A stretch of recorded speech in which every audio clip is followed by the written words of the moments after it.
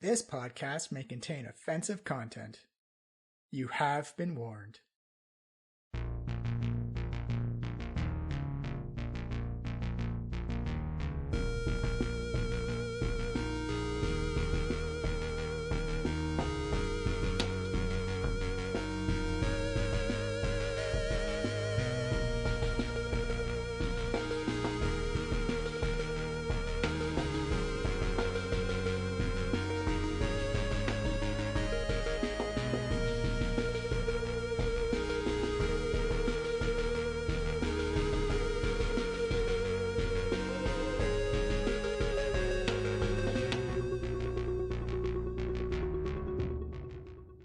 Hello, and welcome to the Diecast podcast. This is episode 4, Group A, as we jump back in with Shep, House, and Milo. They're still going through Port Nyanzaru. They recently just got into an altercation regarding some pickpocketing, and they went and met with Wakanga last episode to do some research in the library. And I think they're going to have a pretty interesting time as they explore the history and culture of Port Nyanzaru a little bit more. Hopefully they'll get into some guides, and hopefully they'll get into the jungle. But I just want to say, welcome to the podcast. We hope you're having a good time. As always, you can find us at Diecast Podcast on Twitter. And you can also find us as the Diecast Podcast on any app that plays podcasts at iTunes, Google Play, or Stitcher. And you can also find us on our own website at www.flyinglizardstudios.com. And just come by, say hi, listen to the other stuff, send us a tweet, let us know how you're doing. If you're playing Tomb of Annihilation, how are you doing? Where have you gone? What guides have you hired? What interesting things have you run into? And I think that it's going to be a great episode as we explore more of Port Nyanzaru, we explore more of the group, and let's just jump into it and see how Milo, Shep, and House of Immaculate Yarn do as they try and find their feet, find their identity, and try to find a cure to the death curse. I'll see you at the break. I am Johnny, your GM. Welcome to the Diecast podcast, a D&D live podcast of 5th edition for the Tomb of Annihilation, technically season 4. We have Group A back with us today. DCPC, Diecast podcast? Yeah. Nice. Good hashtag. It reduces... The editor and me is like, yeah. Now that we have 280 characters, we have to reduce. Yeah, I know. You can We are a podcast. You can find iTunes, Google Play, Stitcher, anything that plays a podcast. You can find us. You can also find us on our own website at www.flyinglizardstudio.com.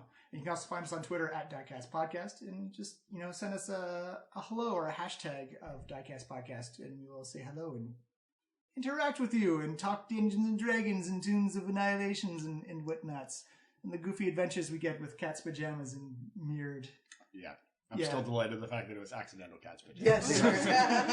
No one clicked on it for a couple seconds. But everyone's level 2 now. Mm-hmm. After killing you didn't kill some poor LGBTQ orcs in the street. Well, to jump in on the recap, you guys it wasn't a good look. No, it was not. It was not a good look. But he hit me first, so you stole from him. I tried to steal from him. It's different.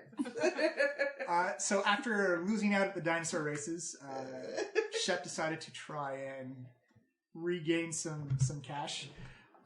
And House and DeMilo have decided to evade the racing guild by changing into the craziest damn thing Port Nyanzaru has ever seen in its life. A octopus with 2 arms and 2 legs, a quadrupus. I think we were Bi-Puss. Yeah, a Bi-Puss. Well, Bi-Puss technically, but then I added the puss, the second puss, because I'm a cat. Yeah. So it makes sense. Like, just lean into it. If House is a Bi-Puss, then it's a Bi-Puss. If anyone else is a Bi-Puss, then it's a Bi-Puss. Just regular Bi-Puss. Yeah. Well, there's another Tabaxi who's also a Bi-Puss. Technically. Ooh, I think that would just be a Bi-Puss again. Yeah. Okay. Yeah. Genus Bi-Puss. Or School of Pusses. A murder of puss. What do you call a gathering of Bi-Pusses? A cloister of Bi-Pusses. A duffel bag a of pride of pusses. A pride of pusses. So, after getting back to Kaya's House of Repose, you guys decided to try and earn some money by busking. which led to the... Which paid us way more Yeah. than steel murders. Yeah, it's true. But it got something. Which led to the new Port Nyanzaru hit Wiggle, Wiggle, Wiggle. Number 1 in your hearts. Number 2 in your soul. I don't know where it's going with that. You guys then decide to go meet with Wakanga and go use the library and get some information where you discovered something about a lost city named Omu. And I think that was all you got. We got a few things from that. We found out more about the plateau, and we got how we can get to that cursed town. And we knew that we found out more about the spell plague. We've heard about Mesro disappearing. Your notes after D&D never make any sense. No. You think they do, but then you look at them and just don't trust Elf. Bi-Pusses, please. Yeah. From the first one, I have MMM. Green mist affects behavior. I don't know What did I that write? Oh, that was a Mad Monkey Mist. There we go. Okay. So we found out we had to go up an 1,800-foot plateau, but there are paths. We found out about Alteo, which is the god of mazes. That should be fun. Uteo, that's the Uteo. that's the god House is obsessed That's with. the god I'm so crazy about. And I'm wild about that god. Omu, the Omu, Mystery City. but it was renamed or something crazy. We don't know yet. We'll find out. My note is Omu, deep in jungle. That's my note. That was my only note. That's the only thing I wrote. Thanks. All right. Thanks, All right. Passy. I'm glad we're all so studious. Yeah. So it is nighttime in Wakanga's villa, and so he comes in with some refreshments, some food, some drink, and he also has a leather-bound journal on his platter. He says, "How is the studying going? Have you learned anything new?" No. No, I mean, not really. kind of, but in a weird way. We've been busy. Been stacking the books into various forts. No. Sort of. I don't know. Do you know anything else about Nyanzaru? Is that what they call it? Nyanzaru? No, the town. Oh, they hit the one that's hidden. Sorry, the one that's that disappeared. Mesro. Mesro? He said, well, Mesro was wiped out in the spell plague. It is completely gone. Usually when the jungle reclaims a city, there's usually some ruins or some structures that are just, the jungle just grows right over top of. For Mesro, it's almost like it was teleported away, or it just wiped off because it's just a flat circle that the jungle just reclaims. So you can find buildings around the outside of it where the newer structures were, but the city itself is just gone. Is there a crater, or is it just flat Earth? From what I understand, Flat Earthers? I think it's flat. I haven't been there, so I can only go off the accounts of other people who've been there, or anyone but that could be rumor or hearsay. Conjecture. Semantics. All I know is that the original structures and buildings that were there are just gone. Can you tell us more about the plague? The spell plague is, and you guys know from history that the spell plague was essentially a cataclysmic magic event that think of Terminator 2 when the nuclear explosion goes off. Sort of that, but with magic. And it affected... Let's all grab a chain link fence. Yeah. It affected the whole world. Okay. That's a big plague. Yeah, it changed magic for a long time, and it's kind of just still kind of recovering. But and it turned Chult into an island. But now that the effects have kind of receded, the waters receded, and it's become a peninsula again. So yeah, you'd know that the spell plague affected just about it'd be more of an exception to find something that hadn't been affected by the spell plague. And do they know the cause of the spell plague? No. Okay. But this is hundreds and hundreds and hundreds of years ago. So Nyanzaru disappeared hundreds and hundreds of years ago. Okay. I think we're gonna find it. I think maybe that's something we should do. I got a good feeling. I don't know why. I feel like we're gonna find it. Maybe. Like it's. I mean, it seems likely. Seems like it's our time. Yeah. Our Hashtag our time. He says, but I understand you are going down the river or up the river, as it were. Is it upriver or downriver? It's technically up because it's a mountainous region. Everything can be said. I'm not very good at stuff. So. So You're not very good at stuff. Well, Why are you here? I don't. You told me to come. No, I didn't. I misheard you. Going upriver sounds like it would be really hard to paddle, and my arms are kind of weak. Yeah, it's okay. We have the guides. Yeah, we have. The cats love water, don't they? They love it, Yeah, right? right here. some cats love water. I can't speak for others. I'm not a fan. Well, this sounds like a lot of fun. It will. Okay. So we interrupted you. Yes, Go on. you see what kind of like, do you know which river you're going up? We have the map here. It's the we're going down the river Tyriki. That one. The river takes deep and wide. It says, well, I wish you all the luck in the world. It is a dangerous river. Just for navigation, it's a lot of waterfalls, a lot of rapids. So I hope your guides are... Are we going upriver though? Yes. So we're going up the waterfalls. That's gonna be weird. It's gonna be a lot This of is what I was portage. Yeah. saying. This is a lot of work on my upper body. Yeah. It's okay. Get some sweet gains, bro. Yeah. Do you even levitate? Do you even portage? Even portage, bro. So yeah, I think we'll be okay. It's like, all right, well, if there's anything you need from me, just let me know while you're in the villa, and I'll do my best to accommodate you. Do you know what the cause of this death curse is? Just straight for the end. It's a guy named Billy. Be like, it was me all along. Oh shit! He was a red herring. He said, unfortunately, no, I don't think anyone knows what the cause of the death curse is. I think we'll also find that out. I think we're gonna find I it. think we're gonna find Yeah. it out. Okay. I hope you do. It is a tumultuous time to live in right now. Yeah, I mean, I'm okay with it. I mean, people probably shouldn't be coming back from the dead all the time. That's how I kind of feel.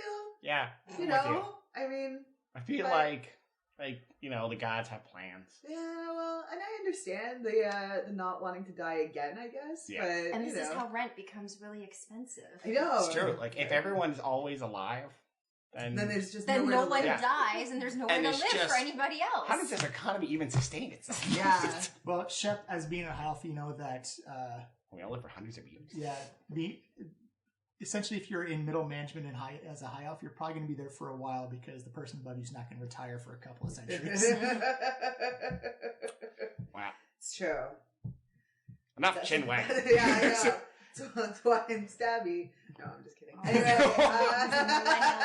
You said the loud part quiet. Yeah, I said quiet quiet part. Did I wink with my wrong eye again? We didn't stab anybody today. we didn't. Okay, Not yet. that's good. Yeah. Bye. Deception. Thank you. Give me a deception check there. What an odd thing to bring up unprovoked. No. That's a 4. Yeah. He says, well, I do remind you that there are laws in Port Nyanzaru and that the merchant princes are very strict about them. Oh. Okay. Yeah. Oh. Wow. Well, That's what I was hoping for. I was hoping for the opposite of strict. More of a leisure. Just lenient. Yeah. They're more like suggestions. More murder hobo. I think we should probably lay pretty low. Probably a good Yeah. idea. So is it okay? I think we leave tomorrow. You've got one more day, I think, before. I think the locals call it manana. You've got one more day before the twins are ready to Okay. make contact with you. So I think we should just chill. Do you I mean, we got some money. get some I money? was going to ask a potentially stupid question, which is kind of innocent on my part. Do we have enough money to pay them? I have 95 gold. I have And we got some murder money. I got murder We have money. murder money, but Are you saying that out loud or out of character? No, I said that out loud. Okay. I said it in the if I say it in the voice, it's out loud. I'm asking both as House and my naive self, who is the first time playing this game. We need to. We're gonna hope for some more money because we don't have a lot, We got 15 gold. and from we last can't game. perform again because we. Too soon. Yeah. Too soon. You want to leave them? You got leave them wanting more. Yeah, exactly. We'll bring it back next season. Yeah, it'll be fine. I think it's fine. What, 4 gold a day? It should say on their. Yeah, I yes. have it. Yeah, it's 4 gold a day. If not, I think we can cut him into the treasure if we have to. Yeah, so that's fine. Because we're confident we'll get that treasure. Yes. We're gonna get that treasure. And if not, Okay. they're in the middle of the forest by that point anyway, so what else the fuck are they gonna do? What are we gonna do? What if they leave us in the forest? Well, I'm sure we can find our way back if we got there in the What? first place. I don't even know where I live. Okay. Like, for real? Yeah, that's a real thing. Like, in real life? I'm like a sea urchin. Or Oh. no, urchin. That's just the an one. urchin. just a regular Oh, you're urchin. just like... Sea urchin Yeah. spiky. Yeah. just a spiky... Spiky funky thing. Spiky, weird, fingered, colorblind kind of guy. Really fleshed out this character. Yeah. The urchin. Urchin. So you see Congress say, "All right, cool." Get lost in these internal conversations over and over again. It's like, Then I wish you the best of luck down the river. you know what? You too. I thought we were going upriver. Upriver. I'm really confused about this, I guys. wouldn't worry too It's much just a about figure of speech. I'm more of he a book wishes us person. well. Yeah. Okay, that's good to know. Shall I write that down? Figure. Oh wait, I actually have a question. Can you recommend any, like, is there a certain type of boat maybe we He should says, be "Well, thinking about? there's if hopefully your guides are the ones taking care of that, but You would think. there's usually like travel canoes that are built for the rivers. So Okay. if your guides are competent enough, they will hopefully supply you with the right boat. Okay. Oh, that's good. I want Queenie in the boat. You want to what? We should name the boat. The Queen Anne? Oh. Is that what you said? I think we should. No, but not Oh, now. I thought you said the Queen Anne is the boat. No, I said we should name the boat. The boat? Yeah. Oh, and then now apparently Queen Anne. Queen Anne? That's funny because It's very I heard imperial. Queenie in the boat. We all heard a Queenie version. and the boat. I heard Queenie as well. Queenie! Can we call the boat Queenie in the boat? Like that's the boat's name. Please. Oh, this is so the worst podcast. The guy just slowly looking off. Has his hands up, slowly backs out of his own library, calls for security.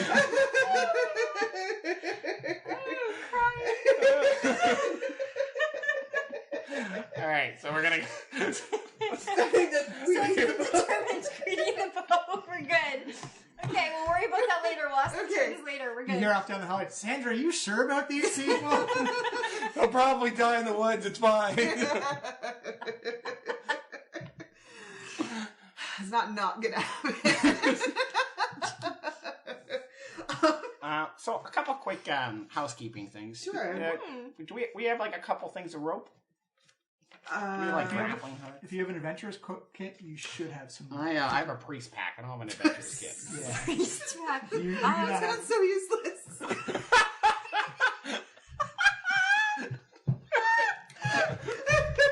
You got a priest pack. There's a collar, holy water.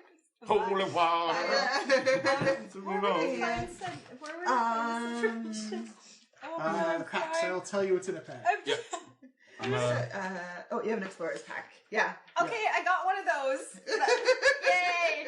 Thank you. all right, so we got we should have 2 rungs of rope though, because if we lose one in beef, we need to go more than 50 feet. Yeah, you have 50 feet of Don't you 50 think feet that- of rope in the explorer's pack. Okay. What about my priest pack? Priest pack, you do Priest not. pack? There's no rope in there, I hope. You have incense. I thought you said you were You going have to say 30 incense. centimeters of incense. That's what you get. It's Oh, like half my man. body height. Yeah. You have in the priest pack. You have a backpack, a blanket, Like a blanket. 10 candles, a tinder box, an alums box, 2 blocks of incense, a This is the censer, worst thing to have. I know. vestments, and 2 days worth of rations. You have vest. I call the blanket. I call the rations. We'll mark that down. It's okay. You can get the backpack and carry my blanket. That's really neat because the Explorer's Kit actually has all that and more. 2 blankets. 2 blankets. I get all the blankets. What kind of pack do you have? I'm looking. I don't. Because we should probably pick up a couple things Yeah. for like, I guess dungeoneering. More? No. No, that's not a no. Yeah, that's not a thing. An Explorer's Pack has a backpack, bedroll, mess kit, tinderbox, 10 torches, Hey. 10 days worth of rations, Ooh. a water skin, and 50 feet of hempen rope. What's a water skin? I don't even have a water skin. What's a water skin? I need to Oh, go. you got a water skin. Okay, good. What's a water skin? It's just like a Skin leather. full of water. Yeah, like a, Oh, okay, like a water pouch. Like made a of human. leather. A human. a Okay. wine sack. Yeah. Okay, got it. I don't know where my Should be under gear and equipment. equipment. Yeah, manage. Queenie in the boat. Queenie. Yeah. Queenie. Let's see. You would start with either a Dungeoneer's pack, a Burglar's pack, or an Explorer's pack. You Ooh, can a choose. burglar's pack. I'll do an explorer's pack as well. I think. Okay. Alright. I think you Good should. choice. It is the best pack. Yeah. Sorry, I don't. You have sure you that want written 10 down. candles, bruh? Do you want to? Yeah. My Well, candles, bro. the Burglar's pack has a bag of 1,000 ball bearings, 10 feet of string, The bag of 1,000 1,000 ball That bearings. sounds really heavy. Yeah. And so the bag of 1,000 ball bearings was unleashed upon the world. As Queenie in the boat went up down river. 5 candles, a crowbar, a hammer, 10 pythons, a hooded lantern, Pythons are useful. 2 Oh, it is flasks useful? of oil, Pythons are useful. 5 days of rations, a tinderbox water skin, and also 50 feet of rope. Okay, Alright, so so should we're we good. I'll do a burglar's pack. A burglar. Burglar. Alright. For the variety. Sure. For the So- variety. You guys head back into the lesser rich area of Port Nyanzaru. So you guys gonna head back to the inn? You guys gonna? Well, we do should some- probably. I mean, we've done a lot of things today. Like, it's been busy. Sleepy Yeah. time? I think maybe we should just lay low, let the heat die down for a day. Hide. No Bi-Pusses. No, I'm pretty sure the Bi-Puss is wanted for murder. You put a hole through that dude. I'm pretty sure the Bi-Pusses wanted for murder is a shirt we need. Both like the foam top. Yeah, the Ponderosa hat. Just one, like an etching with the fucking Ponderosa hat. Okay. I don't know. Do you think we should try and do something for more money, or do you think we should just lay low for a day? I mean, You can always check the adventurer's board again. I can check the adventurers board. You know what? I'll check because Okay. you were really bad at looking last night. I was. If I recall. Yeah. I mean, I saw you were only skimming. I was. I kind of didn't put a lot of effort into it because I Yeah. thought that we could just steal what we Your wanted. eye path, you're going with an F pattern instead of a I Z know. pattern. Yeah. Yeah. Yeah. Is that a thing? Yeah, that is. Oh, interesting. Just drawing weird crap into this. Just- DeMilo is also an expert in UX. All right, give me a investigation check in Investigation. Kaya's House of Repose. 70. There you go. Nice. Ooh. Just like the wide winged dove Sing sings a song, sounds like like she's singing. Ooh. There's still that half-orc priest who's looking for an It escort. takes man. forever Nope, though, too yeah. long, too long. There is. Male stripper. Wiggle, Wiggle, wiggle. wiggle. Yeah. Ah. Wiggle. There is a half-elf named Zendala who is seeking assistance in finding her father that's been lost in the jungle. And she's also at the House of Repose if you want to. I thought, someone's looking for their father in the. Can we do that in a day? I don't But know. can we, or maybe we do can on just the way. go. We can take it Yeah. like, and look. We might There's stumble no- upon it, but you never yeah, know. There's no harm in looking. We can at least talk to her. Yeah. Okay. Yeah. She's standing right behind me, isn't she? Yes. This She's is not. really awkward. Yeah, that is pretty awkward, dude. Apparently She's she not. isn't. She's Uh, not. so, Oh. You know what's more what was I awkward? giving That you? you thought she was standing And I behind her confirmed it for just no to reason. get sympathy from other people. That's disturbing to Milo. what was this person's name again? Zendala. So Xandala. I mean, it's phonetic, right? Cool. Sure. Is there an apostrophe? No. I can add one. Accent aigu. Accent grave. Rude. Umlaut. Changing someone's name. But she is in the same inn that you are currently investigating. We should probably try and find a half-elf here. Okay. I mean, Zendala. Yeah. You should say it really loud. Zendala! Give me a charisma check. That would be like just a check or a save? Just a straight up check. A straight up check for 17. Yeah, you see a half-elf who's robed in dark purples, kind of sipping on a glass of wine. You know, she has a pseudo-dragon kind of wrapped around her neck, just kind of like... That's expensive. What's a pseudo Like a real one? It's like a cat dragon. It's like a dragon the size of a cat. I want one! They're super expensive. Yeah, they're like 10,000 gold. long and wormy with wings and stuff like that. And they're like pets? And they can talk to some of them, depending on the They're edition of D&D. adorable. Yeah, they are really cute. Actually. Okay, my personal goal is to obtain one of these in the future. We'll try and get one for you. Pseudo-dragon here. They are pretty good. We are pretty good at murder. We could kill her. No! I'm saying that out of character. She would hate me. We're just swinging over to evil. Yeah. I want my pseudo dragon to love me. Pseudo dragon's probably the first thing that's going to eat you after you're dead, though. That's fine. It's like that's a cat. smart. That's fine. Yeah. I think that's self-preservation. Yeah. That's totally smart. I defend cats for doing that. They're not Yeah. dumb. No, exactly. They gotta live. What? They're not gonna be I sad was going about to show it. you a picture. Some idiot dog that stays on someone's grave until they die. Like, Idiot. it's stupid. Stupid dog. Sentimentality. Eat it first, man. Right away. Yeah. They don't move right away. Right away. Right away. Yeah.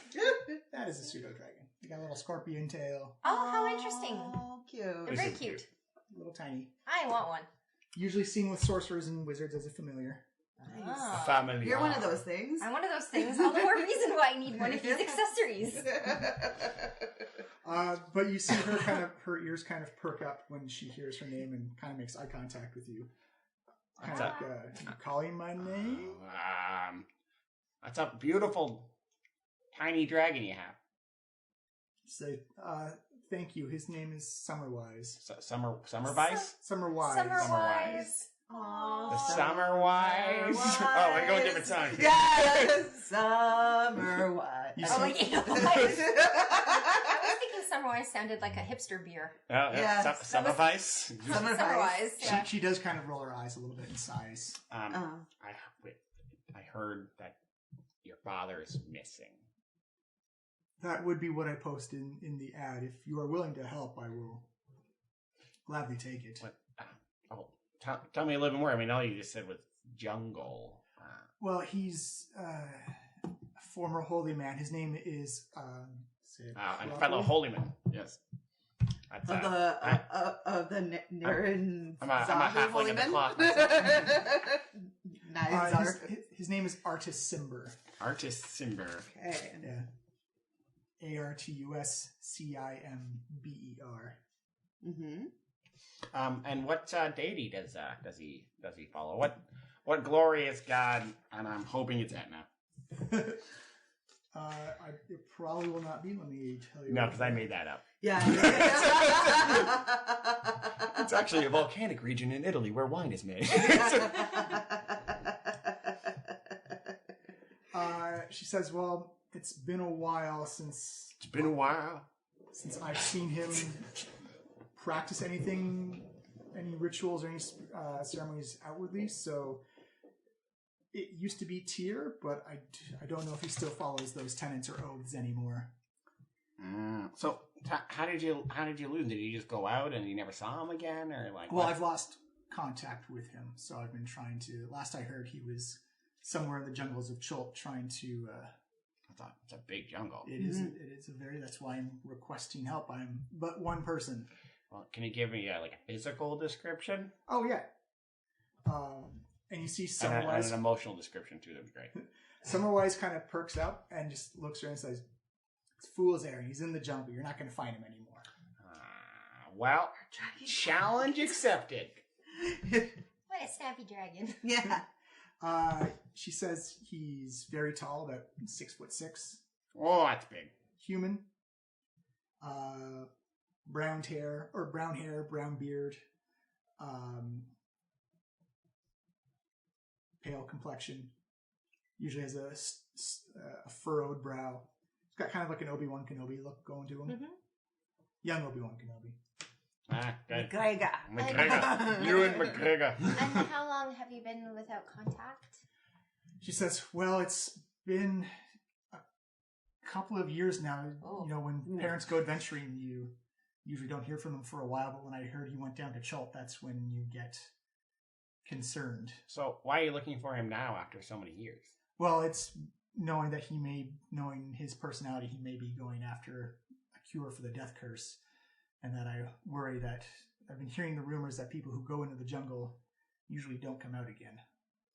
He's not exactly the most experienced explorer or survivalist. He is holy man, true and true, but that does not necessarily mean those skills translate well to surviving in the jungle. Wait, it doesn't?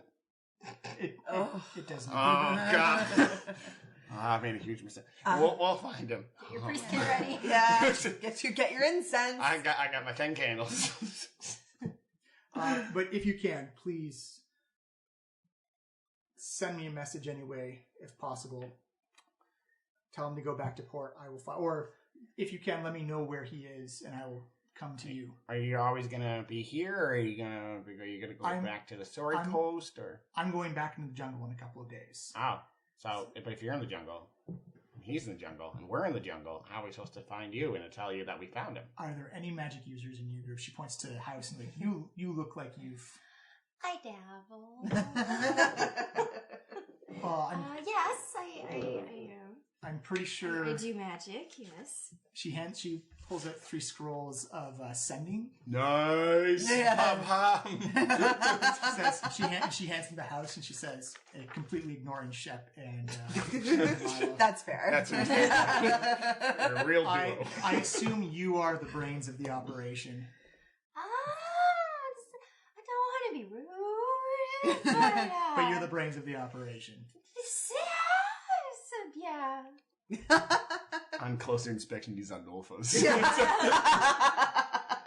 She says, just use these when you want to get in contact with me, and I can teleport myself to you right away. Well, that's excellent. Thank you. 3 scrolls.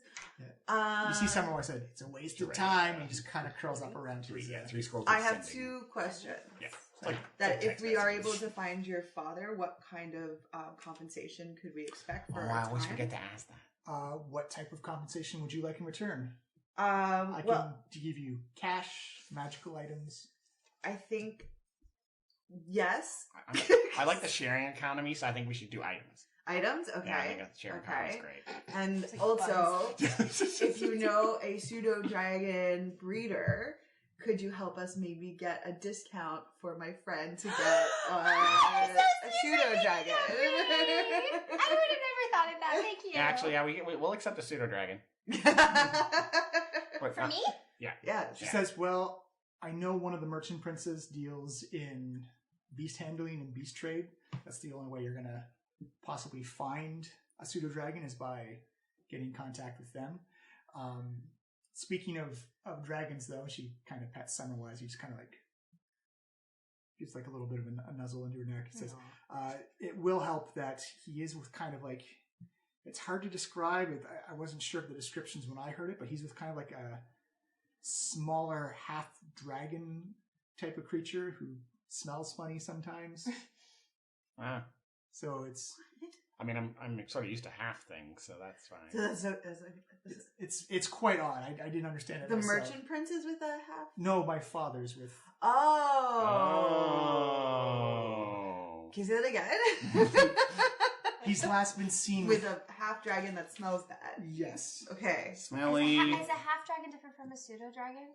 Yeah, yeah. Well, it's like well, it could be a dragonborn or it could be a half dragon. Like two different things. He's very small. He's like more reptilian than dragon. Oh, but he has like a skink. Like a skink? I don't know. I've been trying to fight him for a while now. Okay. All right. Well, we are going out. Well, we're going to the jungle. We're going to find him. So let's go run through our laundry list here. Stop the death curse. Find a father. What was the last one? Get a pseudo dragon for house. Oh yeah, and then solve the mystery of the missing city. Yes.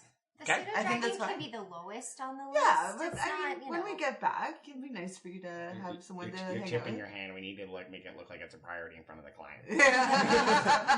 She says, well, very well. Just get in contact with me and I will make my way over as fast as possible. Okay, sure, we'll try our best. Mm-hmm. And she's just kind of like just keeping the conversation with House. She's like, Oh, Lord. it's like, thank you. I hope your compatriots are successful in finding my father. Thank you. I hope so as well. Thank you for putting your trust in us. We shall do our best. Put my trust. She takes a sip of wine, just looks at you and looks at your friends like, now leave. Okay. Bye. Wow. Bow obnoxiously. Yeah. She pays you no regard whatsoever. Just ignores I your don't bow. think she likes No, us very much. I don't think she likes us very much. I thought she liked this a lot. Yeah, no, you don't know how to read social cues. I feel like That's that's really weird considering my high insight. That's true, but Well, I guess we have like a side quest. That's fun. that's fine. Yeah. Maybe it'll have to do with the main. And we got some free scrolls.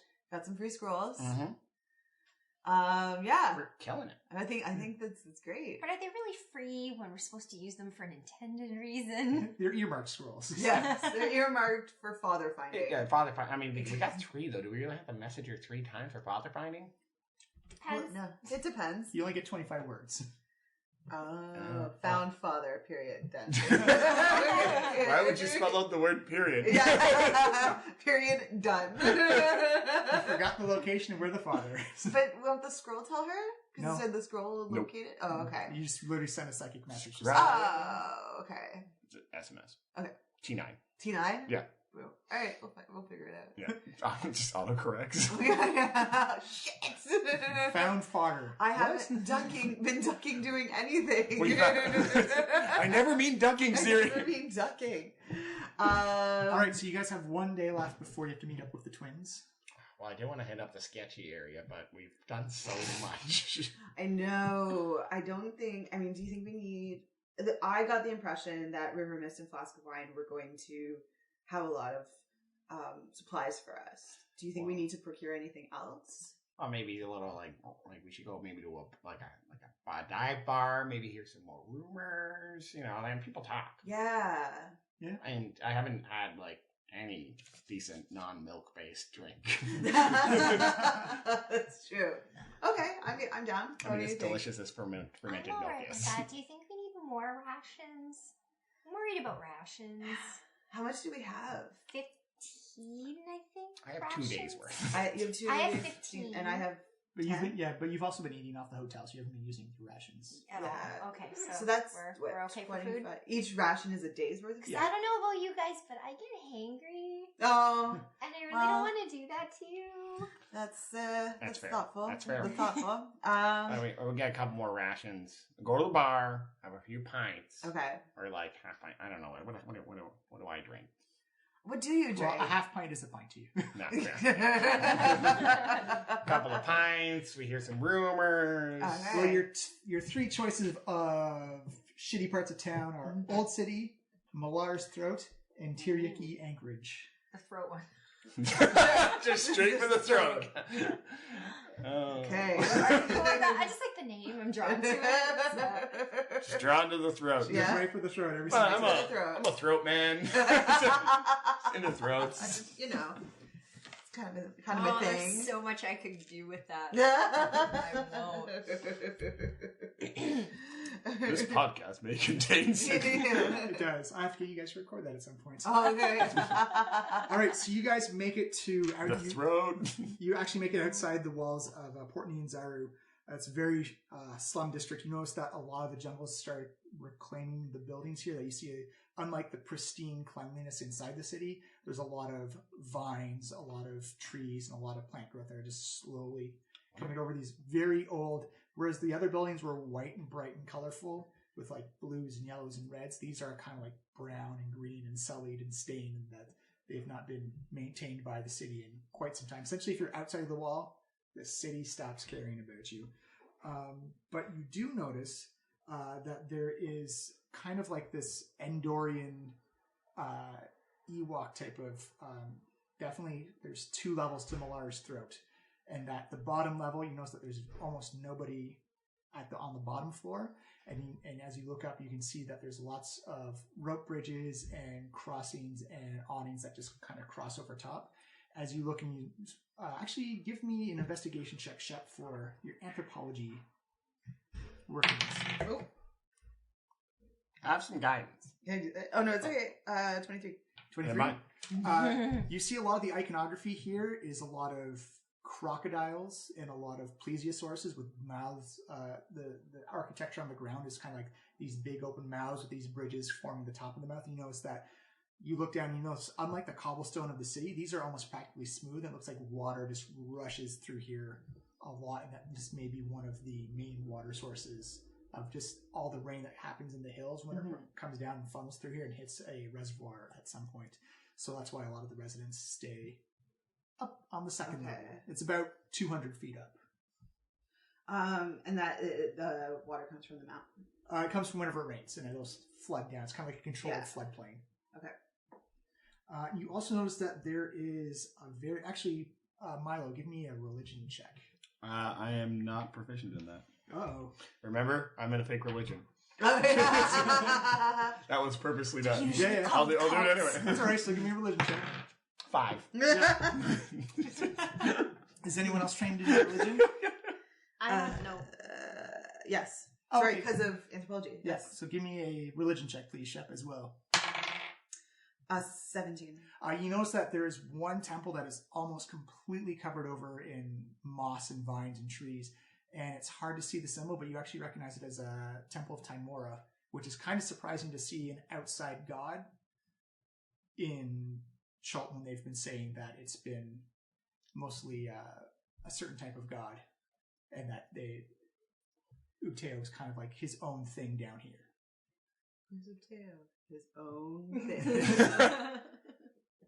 And Timora is part of it.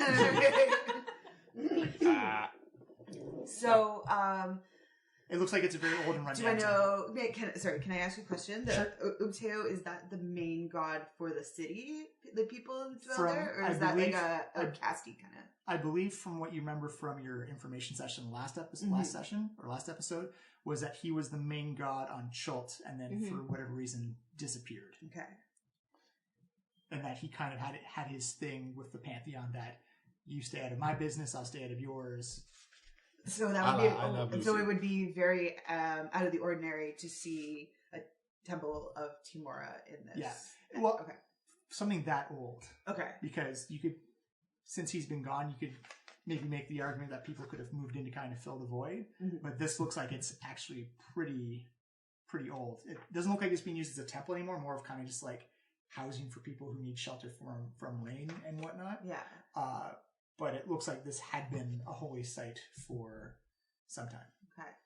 So I'm gonna go up and sort of take a She just left. She just look around. Yeah, like I totally am just like mesmerized by the thing, and I start. She didn't say goodbye. I mean, should we follow her, or is this like her own thing? Is she like finding her truth? I don't understand. So can I go in the structure? Yeah, absolutely. You go in and you can see where different parts of old temples to Timora that you remember being a goddess of luck. You actually see it's more kind of a refuge center now, that a lot of people are using it as shelter from rain, the sun. It's elevated on the second level, so it's a good 200 feet above the bottom of Malar's throat, or Malar's tongue, as it were. And that it seems just be a place where people go for shelter. Okay. Kind of like a moderate shantytown set up on the inside. Can I investigate to see if there's anything sort of hidden around that gives an idea of the temple's origins? Or yeah, absolutely. Okay. Natty 20. Nice. Oh yeah, hot dice. 24. You see a lot of the architecture stands out from Chultan architecture that you remember, whereas Chultan architecture is very big and bright and brilliant and associated with a lot of animals of the jungle and a lot of ties back to the land. This is very Sword Coast. This is Waterdeep, Baldur's Gate, Neverwinter. This is something you have seen in a more northern climate. This is something you're more used to seeing. It's actually kind of a shock that it's so commonly associated with like a Waterdeepian type of temple, as opposed to what you've seen so far in Chult for the architecture. Okay. Like a lot of rounded edges, whereas Chult has like very straight and kind of Just Doric columns. Does she perceive it as at like, or how old does she perceive it as? Oh, it is old. Like the stonework is pitted and weathered very, very severely. Okay. It does not look new by any means. Would I know what these temples were originally, like what was originally Oh done yeah, to them? easily. Yeah, you don't need to roll for that. It's essentially your basic, temples of worship to any god, religious ceremonies done there, funeral rites, marriage rites, anything big that people would usually come there for healing if need be. It looks like it has not been used for that case in quite some time. Okay. Well, is there anyone inside? Yeah. It's like there's a lot of people just who are using it as a temporary or permanent shelter now. Can I like talk to some people? Sure. And just go up and be like, hey. They are not as good. you definitely notice that they are not as well dressed or as hygienic as the people on the other side of the wall. This is definitely the poorer area of the city. It's very, very basic shanties of either like not very sound wood structures or just literally like a piece of tarp or cloth tied to some poles, just giving some privacy of best you can in a communal area like this. So I'm just gonna walk up to one of the tents and it's a small family. It's a mother and her 2 kids, and she looks up and is like, hello. Hi, I'm sorry. I'm just so fascinated by this place. I'm wondering. I don't mean to intrude or be rude. I was just wondering if you knew anything more about this area and why this temple is here. And she's like, well, Port Nyanzaru has a lot of old temples on the outside that the jungle's slowly coming back to it. Other than that, that's all I know. It's a home for us right now. It's a place where we don't get wet. It's a place where we can cook our food and get some shelter for when the undead come ravaging out of the jungle. So, I mean, there's a couple of other temples around the outside town. They're old and forgotten. And Are they all Timora? Are they Timora? Yeah, she looks at you like you just spoke a foreign language. Okay. She has no idea what. Do they all sort of look like this? She says no. Some are in ziggurats, some are in pyramids. They're lost on me. I don't know what they would be. Okay. Do you have lots of problems with the undead in this area? You see, kind of like you hear other people kind of eavesdrop, and they kind of all like kind of chortle, and like she's like, well, it's kind of the joke around here that when you talk about who lives in the jungle and the people that that live in the area, the undead is considered part of the census. Okay. It's really awesome. Yeah. Okay, well, I really appreciate you talking to me. Thank you very much. She just says, you look like you're new here, so word of advice, when it comes to nighttime, try not to be on the other side of the wall, because that's when the undead usually come. And if we were to be going out into the jungle, do you have any advice? Don't drink the water. Okay. Ooh, good advice. Okay. Make sure you catch your water from the rain. Even water from the river is not safe. Thank you. I appreciate I that. was totally gonna drink the water. Yeah, you were. Yeah. Like the Hundo Lisa Simpson, like, small world. Yeah. I am the lizard queen! That's how we solve the problem. That I is- become the lizard queen. Thank you so much. I really, really appreciate the information. It's like, well, no problem. Good luck in the jungle. It is dangerous out there. We only live on the fringes of it, but it gets mean out there. Okay. Thank you. So I'm just gonna go back and rejoin these two. While she was in there, Milo is going to light a candle and a couple incense. And he's going to pray to Etna, and he's going to cast a ritual of detect magic in the door. I probably won't find anything, but... Yeah, you actually see that there's a couple of braziers that are been carved exactly for the purpose of holding incense and candles. You kind of like surprise people. It's like, oh, is that what that's for? I was using it as a latrine this whole time. I do my laundry in there. I was putting my cigarettes in there. And you send it off. Yeah, you do not detect any magic. Yeah, that was worth it. Yeah. Well, it's worth to try. Yep. Yeah. Yeah, it's a very old temple to Timora. That's fallen in disrepair. All right. I don't really know what that means, though. Like why it's here? Yeah, and like what that could possibly mean for this area. It's been here a long time. Although there's been a lot of weird timey-wimey teleportation stuff. That's true. With that like missing section of that city that we're gonna find. Yeah. For sure find. Good save. Good save. Yeah. So maybe, do you think that might be it? That it hasn't like always maybe it's been like here? a piece of the Sword Coast maybe came over. Maybe. Maybe. I don't know. How would we know that? But there's no magic you found there. It's just pure conjecture. Pure conjecture. Conjecture. Conjecture. All right. Well, let's go drink. Hey. Milo gives her a salute. You can't find it. It's kind of like think of like a Fallout 4 style shanty bar where it's like pieces of wood and stone have been assembled together to kind of make. Can I pay for things with bottle cap? No. Okay. Nuka Cola. And what's a bottle cap? But you do notice that there are people inside. It's essentially your drinks are tej, thick tej, and the thickest tej. Man. Does the alcohol content of the tej go up with the thickness? Only one way to find out. You're down with the thickness? Only one way to find out. Right. I'll get like the baby bear middle thickness. If you want to get the thickest. Get me your thickest tej. I'll get the thinnest. So House's tej comes in. It looks like a regular amber ale. A Jello. It's what I know. Very, very wise. For Milo, your tej comes in a full.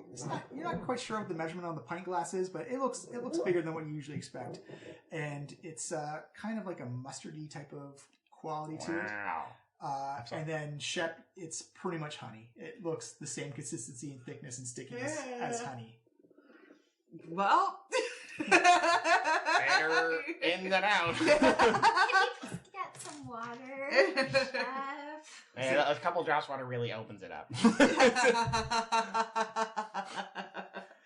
The bartender says, "All right," and you get some brown-looking water and some. Wait, we're not supposed to drink the water. Didn't you just say don't drink the water? At this point, even here, we can't drink it? We're outside of the walls. We're gonna shake it. Where is this water from, sir? He says it's from out back. Okay. Can't drink that. Thanks very much. Yeah. As we pretend that we're gonna drink it. Give me a deception check. Oh wait, this one? D20. Yeah. I will do a ritual of purify food and drink. Oh, okay. Watch this. Ha! 18. 18. You successfully kind of like make it look like you're drinking, then all of a sudden that brownness just turns crystal clear. Woo! From Demilo's private reserve. Nice. It was mostly for Shep so that she could actually talk again, because her mouth is so full of that gross honey stuff. She's like She's fisting it into her She's mouth. been having trouble swallowing this whole time. Her mouth is all gummy. Yeah, just like Don't judge me. just a gummy right down in the throat. Exactly. Like, imagine drinking honey, how gross that would be. Yeah. You do notice that as Milo purifies the booze, it actually, the stickiness and consistency kind of thins out more to what House was drinking. Okay. A lot of the impurities have been removed. Oh, so that could have been a bad choice. A very bad choice. Yeah, I'm glad we definitely got the thickest. Yeah, my hubris has not stood us in good stead through this entire time that But we've wait, were been you together. purifying the water, or were you I was purifying the purifying- tej? I was purifying like pretty much. Water, It's a or 5 foot everything. radius. Oh, okay, No, everything everything. within a 5 Yeah. foot. Okay, got it. You see a couple of people drinking like, oh, it's not thick anymore. That's what she said. Oh. What does that even mean? I don't know. Ugh. So, is there anything you guys want to do in the park. Or How the drunk am I with all this time? You're actually fine. Okay. You should probably not be fine. It's probably Another round, please. Yeah. You I'm see just another batting round. around my yard. Yeah. See another round of Tej come out. And pow, purified. As again, you see the guy, and again the guy who's sitting right next to you is like, "Oh, again, I just got this one." I don't even care. Maybe you should. It's gonna start another fight. Well, it's okay. We all know I can stab people up pretty good, so we'll be fine. Yeah, again, you said the loud part quiet. Oh, quiet part loud. Oh, this tension is hitting me pretty hard. Alright, we should strike up a conversation. Maybe with the guy who's mad about the Tej. Hey. Good work. You're gonna make Sergeant like this. Hey, How's it going? It's like it's just fine. Thank you. Why is a tourist in Malar's throat? Well, we were just interested in coming out and seeing a different side of the not city, as it were. Well, if you don't want the city, you're definitely in the right place. As it were. As it were. Yeah. So, do you live here? He looks around, looks at his clothes, looks at what he's drinking. He's like, "What do you think?" I'm sorry. I'm just trying to be nice. Well, yes, I do live here. And how's that? Again, looks at that his was drink. in character. I laughed in character. Looks at his drink, looks at his clothes, looks at where he is. Like, how do you think it's going? Oh, that's fair. Maybe we should let. Maybe. Yeah. Maybe. We should let good old.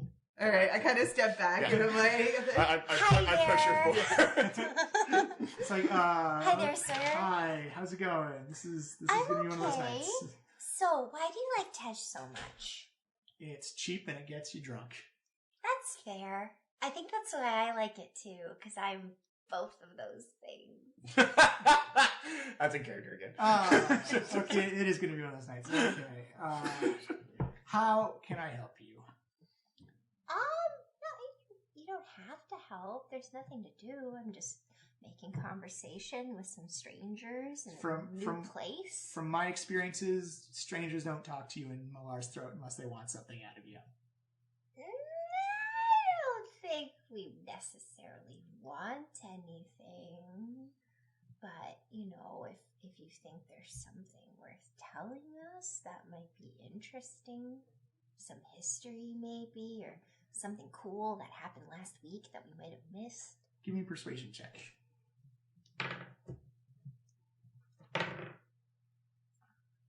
17.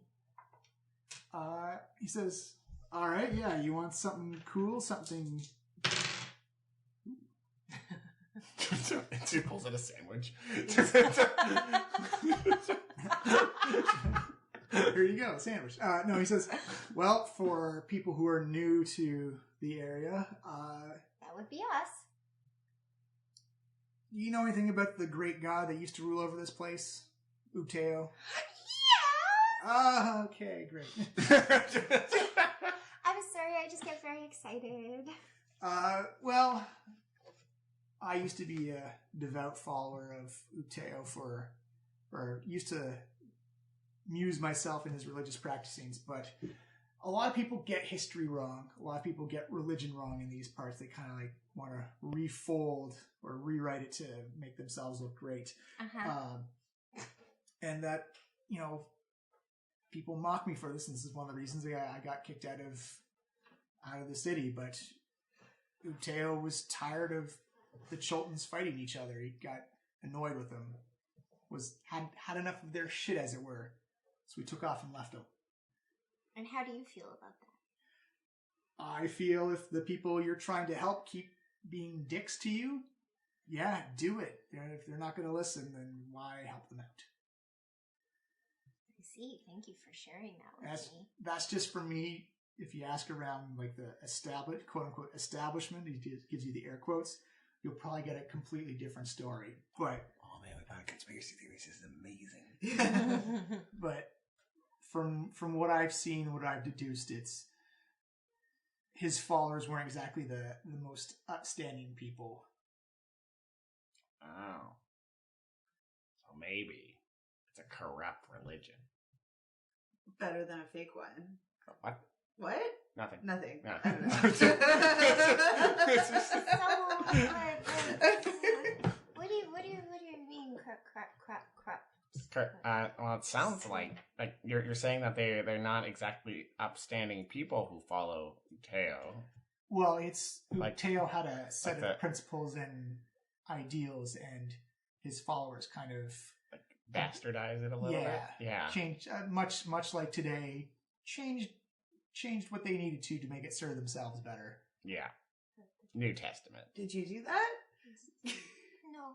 And it's certainly not What are- Teo's fault. What do you feel the principles of Teo are? I mean, since you're so devout, or we used to be. Mm-hmm. 1 second, let me bring up the God part, because I want to make sure I get it right. What he can't see. 1 second, I know what that is. The exciting part where I flip through the book. Is it the Uteo? Because she has the her Uteo sheet here. I So do have it. just checking if if his expectations match up with was House. There was that thing too where he was supposed to be the founder of Mesro, but then we found out he was actually the founder of Omu. He is. He's actually the founder of Omu. He would know that. He says that he's the god of mazes. You find a lot of followers who are minotaurs or gorgons. Mazes are made like corn. The god of corn. Or is it just isn't a corn maze a maze maze? An amazing maze maze? Amazing maze maze. He says, God of mazes, father of dinosaurs. Mother of dragons. No, not the mother. First That's of his Tiamat. kind. That's a completely different god. Creator of Chult. Yeah. And essentially isolated himself from the rest of the pantheon. Also believed in independent thinking and critical thinking as a way to solve the mazes and puzzles. So how do you feel like they're betraying this ideal? Look, this kind of talk. I'll buy you a drink. I'll buy you two. Yeah. This kind of talk can get you shanked. Okay, so let's not talk about Uteo. Let's talk about Bernard. I tell you how do you think people are betraying Bernard? You see him take a shot of Tej and slam it down. He said, wipes the side from his mouth. He's like, look, I'll give you this piece of advice. There's a reason why slavery's outlawed now. And he just walks out the door. Oh.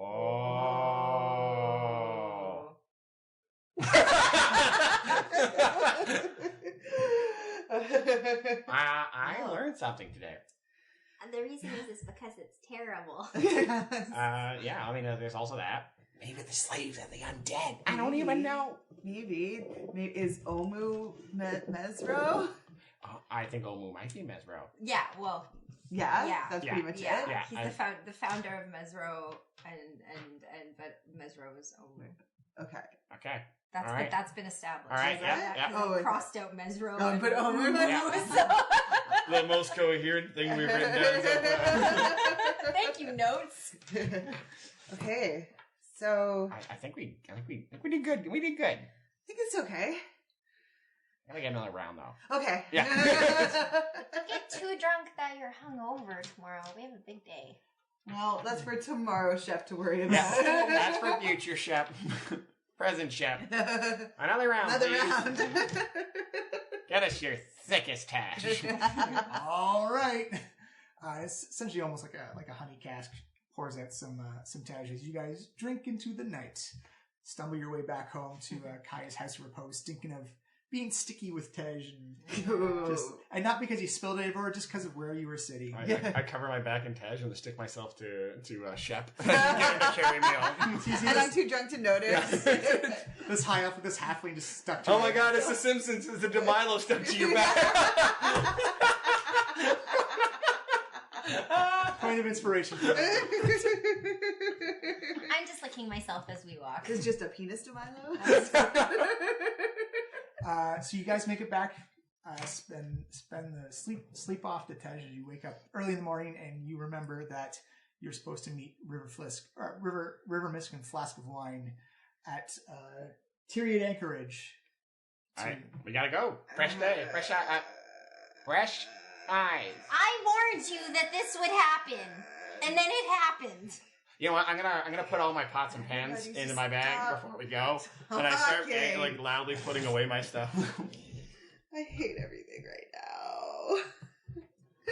Know your limits and play within them. Enough from you. Yeah. I should probably go test the air horn factory when we're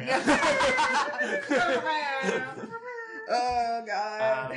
I think we should probably like do a little disguise action before we go, because I don't feel like we remember the whole murder thing. Right. So I'm gonna try and disguise. You know you didn't murder them. Yeah, but we like almost did, and it weighs heavily on DeMarco. He's supposed to be like a hard gold. I don't think I kill hobos in the street. I'm gonna try and disguise both of them. Okay. Which check do you want me to do for that? That'd be proficiency. So it'd be charisma plus your proficiency modifier. Okay. You're discussing just yourself, or No, you two. oh, us? Oh, Yep. Oh. I'm gonna do so. That would be 14 plus 2, so 16 for 16 for Shep. Shep got a 16, and then for my upper house, you look pretty much the same. It was that's a 10. So you guys spend about 10 minutes slapping together a disguise, essentially. And the beauty spot. There. Eye patch, hood, beauty spot. For house, it's pretty much just pops your collar up a little bit. Now walk with your shoulders up. Perfect. No one will ever know. Where did house go? I don't know. Who is the stranger in front of me? Have you seen my friend House? You guys make it down to the southern part of the city. You go outside the wall again, and you can actually see kind of this outrigging store, or this outrigging area where you can see a lot of adventure parties are already like gathering together to head into the jungle. You can actually see the starts of kind of like this tributary where you can actually get into the main river of the Tyriki River. And we're going to proceed upriver. You can actually see lots of groups. There's like a couple of half-elves, a dwarf, just kind of arguing about who's going to be paddling the canoe. You can actually see River Mist and Flask of Wine have their canoe packed down tight and ready to go as you see them kind of wave and motion you over. You kind of have to like get your way through like this crowd of people, kind of like this muddy, marshy type of grass area. And as you come by, they said, greetings. So we expect this trip to take about 9 to 11 days down and 9 to 11 days back. We have planned for 40 days worth of food just in case. Does that include water? Yes, all the essentials of surviving. You can actually notice that their tone actually is kind of like more subdued now. They're not as like presenting as it were before. 40 days worth of water. That's a lot of fucking water. And you see that you look at the masses inside you've got these two, they're about 12 feet long, very long and wide canoes. And they look they're loaded down, and most of their gear is either for hunting or for water gathering. Look at the gunnels on that one. That's what she said. Never say gunnels about a lady. And they say, is there anything you need to take care of before we go? I do have one question. So very well. Now is the time to ask. What is the name of this boat, and can we change it?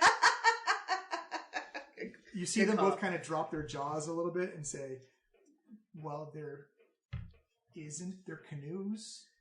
They're not sailing ships. They're just canoes. You can name them if you want. Can we? I think we should. I think that's something we should do. I think it's a requirement. Yeah. So, where I come from, it's bad luck to not name your vessel or boat. So we were talking the other day, and we feel that this vessel should be named Queenie and the Boat. There's two canoes. Queenie and the boat. Yes. Yes.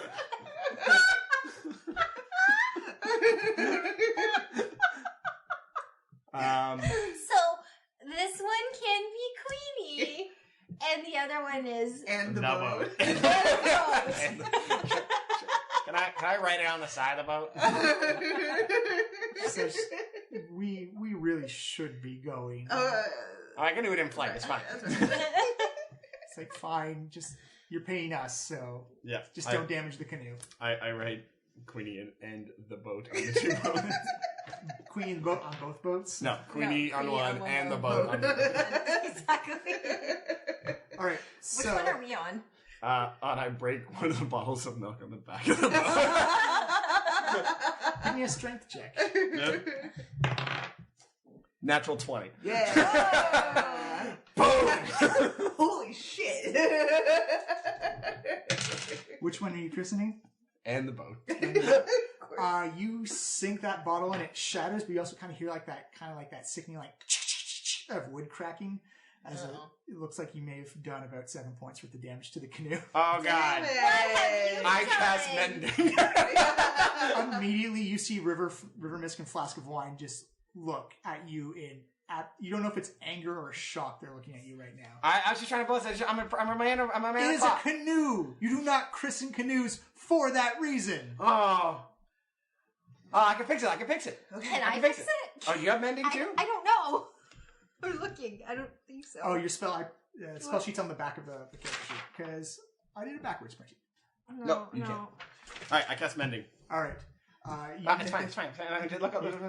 You notice like the crack and definite tear in the back, the stern of the canoe actually kind of magically seals up, and you see both of the tabaxis kind of like. It's fine. Everything's fine. The worst thing to happen right before you leave Is milk in the back of your canoe? That's what she said. You say, all right, we should probably get this going. Worst thing to happen. Before we change our minds. So the canoes can carry 4 people each. River Mist and Flask of Wine will be in separate canoes. And so who wants to be with who? I will be with Flask of Wine. Flask of Wine gets Milo.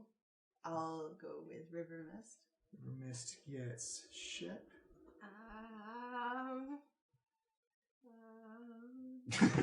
Pressure. Who do you like more? Who's going to win popularity contest? I know. I feel like either way I lose. Is that setting character? Setting character. River Mist smells better. Yep. Wow. So I can't believe you said that out loud. And I'm just sitting on the boat going, Queenie! I changed my mind. I'll go with. So wait, are you guys in Queenie? Yeah. And I'm in the boat. You're in the boat. You're with Flask of Wine and the boat. In the boat. You have a piece of straw to chew on? Which one is the one that he broke and then had to mend? And the boat, right? That's and the You boat. get that Boat he broke. You guys begin to push off, and as the River Mist and Flask of Wine begin to paddle down the river, they begin to explain to you like how River Tyriki works. It's like there's a lot of rapids eventually, and that there will be a significant amount of portaging to do. And they say it's part of going upriver, and they warn you to stay close to stay on the boat. Don't dip your hands into the water. Don't trail. Milo! Yeah. Don't dip your hands in the water! I was like seconds away. From joyfully putting his hands in the water and cutting the waves. There are predators in there that would see that as something they could come up and eat. And you already have weird enough fingers. Why do you keep bringing that up? No one ever told me that until you. You spend a couple of hours going upriver, and you notice that the tributary actually connects onto the main waterfront. And you notice that it opens out. That this river is actually quite wide. It's maybe about 4 or 5 miles in width, kind of like a Mississippian type of thing. But you notice that as you see other adventuring groups come out, kind of like this lantern festival of adventurers going out into the river, that River Mist and Flask of Wine stick to the coast. And River Mist says that the coast is actually one of the safer bits because it's too shallow for the bigger monsters to to come in, but you're also far enough away from the edge where the undead can't catch you. The perfect sweet spot. Yeah. It looks like you've probably chosen well, that they've been well experienced, that they travel these rivers quite a bit and know it quite well. And they begin to point out various like flora and fauna. You see a couple of flying monkeys just having a nap in a tree. As you guys just begin to settle into this nice, calm journey out on the river Tyriki, and we'll take a quick break there, and then come back after we have some refreshments and some bathroom breaks and whatnot. Together? one can only hope if one of you is missing, something's gone horribly wrong.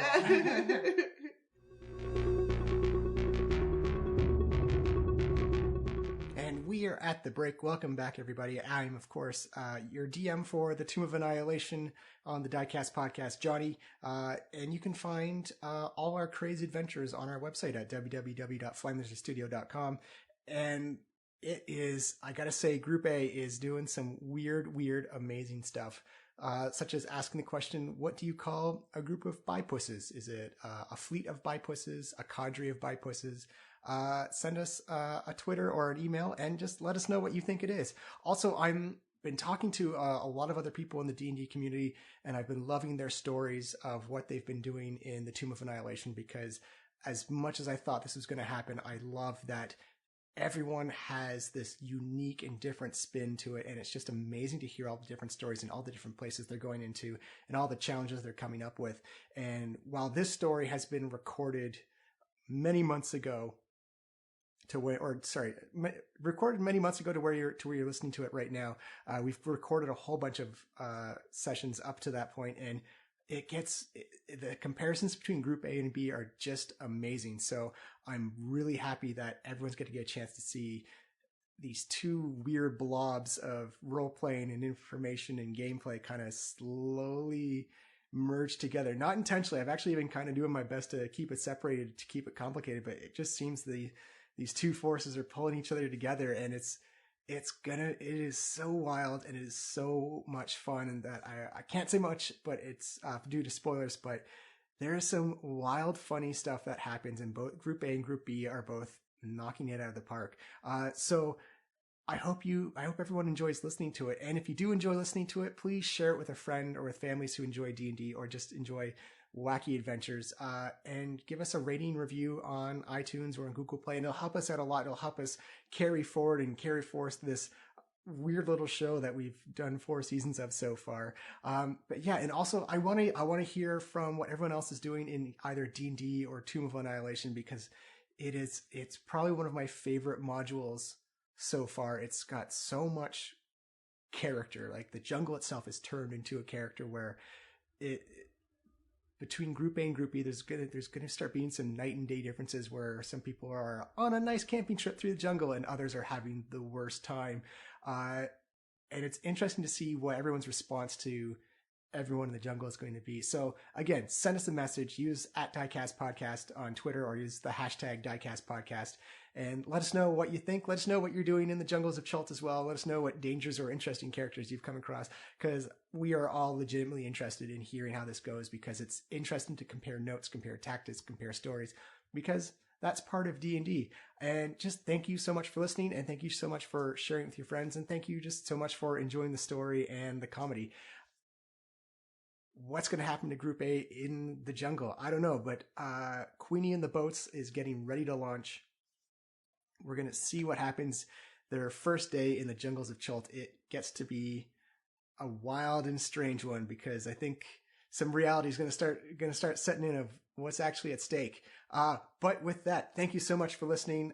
We will see you next week with episode 5, and it's finally here. They're finally taking their first steps into the jungle. River Mist and Flask of Wine are their dutiful guides, and it's all I can say. It's quite an adventure so far. So thank you so much for listening, and we'll join the party back as they get in their canoe, or Queenie in the boat, ready to get back onto the water and explore the deep, dark jungles of Chult. Thank you so much for listening.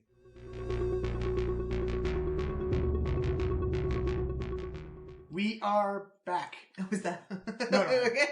I wish I was, though. It was hilarious. So you guys have spent most of the day traveling upriver.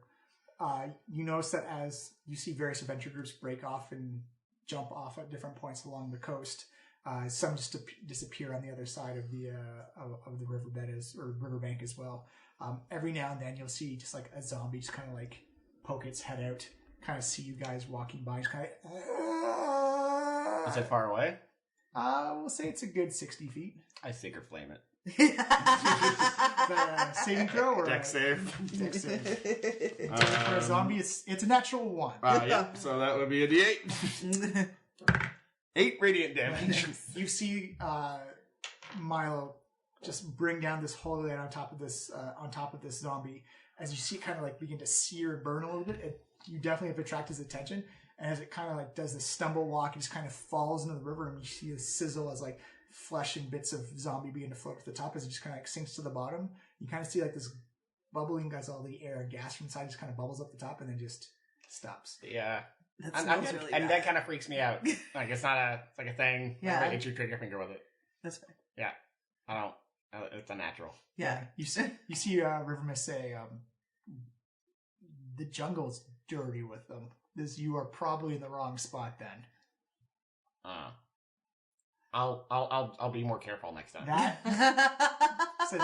She says that is like a mosquito, an annoyance at best. The undead get worse. In fact, where we're going is dirty with undead at Drungalungalung. Drungalungalung. All right. Well, I will be more covert or covert. Is it covert? I don't know. You don't know? No. Aren't you like good at that? Yes. Did anyone else think that the zombie bits that were burning smelled even worse than the regular zombie bits? It did smell a little worse. Yeah, it's like if burnt hair had like a baby with like a rotting steak, and then they were inside a fake leg. Yeah. Maybe you don't burn the flesh of rotten living things. Dead, living. If it's between me and the thing, you can burn as many. Well, no, not just for fun. We were sailing the boat. I see. Yeah, We didn't have to do that. Flask of Wine says, "Hey, if you can sear the flesh of any undead thing, I'm all for it." Weird. And you actually notice that they've actually kind of relaxed more and seem more at home in this environment. That they're more of the wilderness type of people than a city people. Important question. Who do you want to be officially guiding doing the survival checks for getting your way through the river? You can make it the guides, or you can take control and do it yourself. I don't think any of us are proficient in survival. Guides, yeah. All right. Yes. yeah, like we're city selectors. Yeah, we are. Well, because there's 2 of them, they get to help each other and get advantage on it. And I will give them guidance. Yeah, you can go. I mean, that's what we hired you for. Add a 3 to whatever they roll. It's a 26. Yay! You guys are super good guides. Yeah. I'm really happy I got to explain to you how to do it, though. But it's Thanks for letting us name the boats. Yeah. So Really just good don't about that. break the boats, please. In Milo. What was that? Nothing. Because we're like 20 feet apart. What? It's fairly warm. The humidity kind of like sticks to you, but it's not the river and the water kind of keeps it at least a little bit bearable. You don't feel as dehydrated as the River Mist and Flask of Wine are really pushing to constantly drink water in this place because you'll sweat it all out of you. They say that if you get dehydrated in the jungle, you're in a lot of trouble. Yeah. Cool. Well, I can always make the water nice. That's true. That's Very true. good. That's That what is I very can valuable. Mhm. I'm finally seeing your worth. Etna's a great goddess. Fake god, but What? What? I feel like I feel like I can hear you. No, what? Nothing? It must be the lightness of the river. Splash, splash. You guys actually see a cloud of mist begin to form up. And you notice that you can actually hear the roar of a waterfall. And the first waterfall, or the first portage area you come to, you see this almost like a Niagara Fall, like this kind of semicircle of just mirrored water coming over the side. It's almost like glass coming over. You kind of hear the roar, and you feel a refreshing breeze just hits you in the face as the sun just begins to start to set in the distance. And they said, and a Flask of Wine says, we're going to pull off here. We're going to portage up, possibly make camp at the top of the waterfall, and then continue on for the next day. And that makes a lot of sense. Sure. That makes sense. As you guys go, you beach the canoes on the side. You notice that there actually is very set trails, not city built, but just where people just through the passage of time, just worn through the jungle and worn up the steps along the sides. And again, it looks like these are, two cats in their element, just doing their natural thing. As you see them begin to pull up the supplies and the crates or the bags and bushels of stuff, that they begin to hand stuff over to you, and they say, all right, just head up that path, put it down at the top. We'll come back down, and once the canoes are empty, we'll carry them up together. Okay. We should do it as a group, though. Like, I feel like we're better together. Yeah, I guess. Many hands make light work. You have many hands? No. I have paws, actually. Oh, it certainly gave me pause. I switched it there. So as you guys begin to carry, you both got about, a couple of big bushel or handfuls of supplies. Not to Milo. That's true. He's a tiny man. Tiny man. All right. We are going to do some stuff. That's a perception. Yeah. It's a good stat. I can guarantee you guys do not have that good of a passive perception. Nope. Oh. I'm going to draw some maps on the fly because I love this board so much. Fly maps. And flat maps. Fly maps. Pretty So fly. do you just make up this map as you go along? Or is I'm this pretty much making this up as I go. Typically, combat ones you just end up making up. Yeah. Yeah. So there's the water. On the river, Georgia. What are those? That's just to indicate the direction. Like, Oh, water's on that side. Okay. Got it. And then- Yeah, you couldn't tell? I'm new here. And we'll say as it goes elevated up, it's just to give you a scale of, we'll say that's plus 25 feet. That's plus 15 feet. And that's plus 10 feet above the water. Above the wall. Put some rocks. Water. My skills of an artist. There's Rocks above the water. I thought we were going to go with rocks and. Oh, you don't sorry. have to. Rocks and. You don't have to. Right? And we have some canopy branches coming down like that. You don't have to portage that boat tonight. Those days are over. And like that. And like that. Are those? That's just canopy. Yeah, like branches and leaves and, Okay. and whatnot. Branches and leaves. So give me a marching order. We'll keep you like in that area. Okay. The Milo will go second. Miles going second. Who's going first? Oh, I will. I actually. So Yeah, range don't yourselves. put the squishy first. No. The squishy. Are we at the water though right now? Or are we You can put crawling yourself some? anywhere there. Okay. Where? Well, it's you. You're leading the pack. Okay. So I feel like we're coming up the. Oh, I was gonna say in the middle. So Oh, sorry. it's like that, and then River Mist will be there, and Flask of Wine will be there. Nice. Because it is that point. So who's in the front there? Me. Shep, what is your AC? 16. Okay, so you see, not actually what the thing is. You see a giant snake come slithering down and wraps itself around you. Okay. And Holy cats! and on flat. Oh no! So who's up the back? That's That's Oh, No, that's Flask. That's No, that's sorry, you. that's That's you. That's you. you see a second snake wind down. Oh my god! Oh goodness! Oh no. Unfortunately, that was a natural 20. Oof. Oh, sweet baby Jesus! What does that mean? That means You take so it's gonna be more damage. yeah. When you have so when you roll damage, if you roll a natural 20, if you say you roll a d6 for damage, you always double the dice you roll.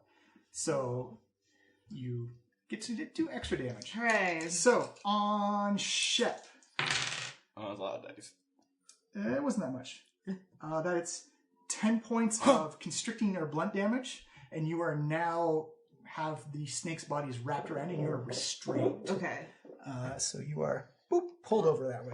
And like I lose 10 hit points as well? Yes. Okay. Where are the point points? Oh, that's your class, and then you have 16. Yeah. 12. Ooh. Shep, you are taking 12 hit points as you get constricted around. You are also restrained. Do you mean Ima? Or Ima, sorry. Okay, good. I was What? like, How many? 12. Oh, Lord, I'm at... Oh. Yeah. Yeah. I'm at 4. What are you at? 2. Ugh! Oh. Well, we're going to need to roll initiative now. My channel divinity does not heal people, so... Oh. That's not bad. River Mist and Flask of Wine. The angel opened her eyes. Pear buckled throw baby down the hole. All right, so these guys are going to go first. Milo, what did you get? 20. He's not slow. Yeah. Immaculate House of Yarn. What did you get? Oh, I didn't Roll roll. for it. Sorry. So wait, what is this plus And what? your charisma. So No, initiative check. Yeah. Oh, I meant charisma. I okay. meant dexterity. I don't know why I said That's charisma. why charisma. Point at the things I have to do. I'm just charismatically fast. 21? 21. Ooh. Going before Milo. Shep. 14. Go there. And there. So, River Mist will go first. I think I put her at first. She will she'll drop what she's carrying and uncork with 2 short bow attacks. Pew, pew, pew, pew. They both hit. You see 2 arrows sink into the side of the snake. The one that's me? Yes. Okay. Oh, careful. Woo. Rolling hot. That is 9 and 8 is 17 points of damage to the snake. Snake damage.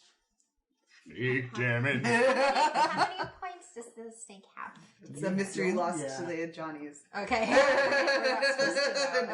You're Okay. not gonna know. I'll say when it's at when it gets to about half health, I'll say it looks bloodied. Okay. And I can give you a basic description of how it's looking, but you're never gonna know I don't know how things go here. No, I don't know how things go. No, it's good thing you asked me now. Most people are trying to metagame it. Yeah. And Flask of Wine will also attack the one that has house. Yay. Gets a natural 20. Yeah. So that is 6 plus that is 9 and oops, just 1. And that is 14 points of damage to the second snake. Hooray. And after that is Immaculate House of Yarn. You are currently being held by this snake. And you are restrained, so your movement speed is 0, which means you can't move anywhere. And you're at disadvantage to do things. So you can try and escape out of the snake. Or you can try and attack the snake. It is up to you. You have various amounts of options. Conceal yourself as a lady snake. Get me my lipstick. Yeah. Love be a lady tonight. You have an action, a bonus action, and no movement right now because your speed is 0. So okay, because I have no movement, what are If these so, useless? you can right still now? cast spells. You would be at disadvantage for anything you have to attack roll. If you want to move again, you'd have to do an action to try and free yourself from the snake. So to be rolling acrobatics or athletics to get yourself out. Oh, I see. Yeah. Okay. So you could do the action first to get yourself out and then move away.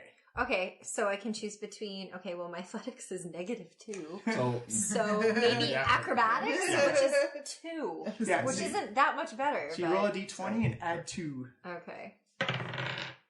Uh-oh. you wiggle Now- deeper into the snake. Wiggle. It's like blood. Like, straight down her cheek. Now, if you want, you can use your Tides of Chaos and get advantage on that roll if you want. But anytime you cast a spell for that, you have to roll on your wild magic table. And crazy random things will happen. I'll do it! Yeah! Fireball casts on herself and we all die. So roll another d20. Oh, I'm scared. And then what do I add it to?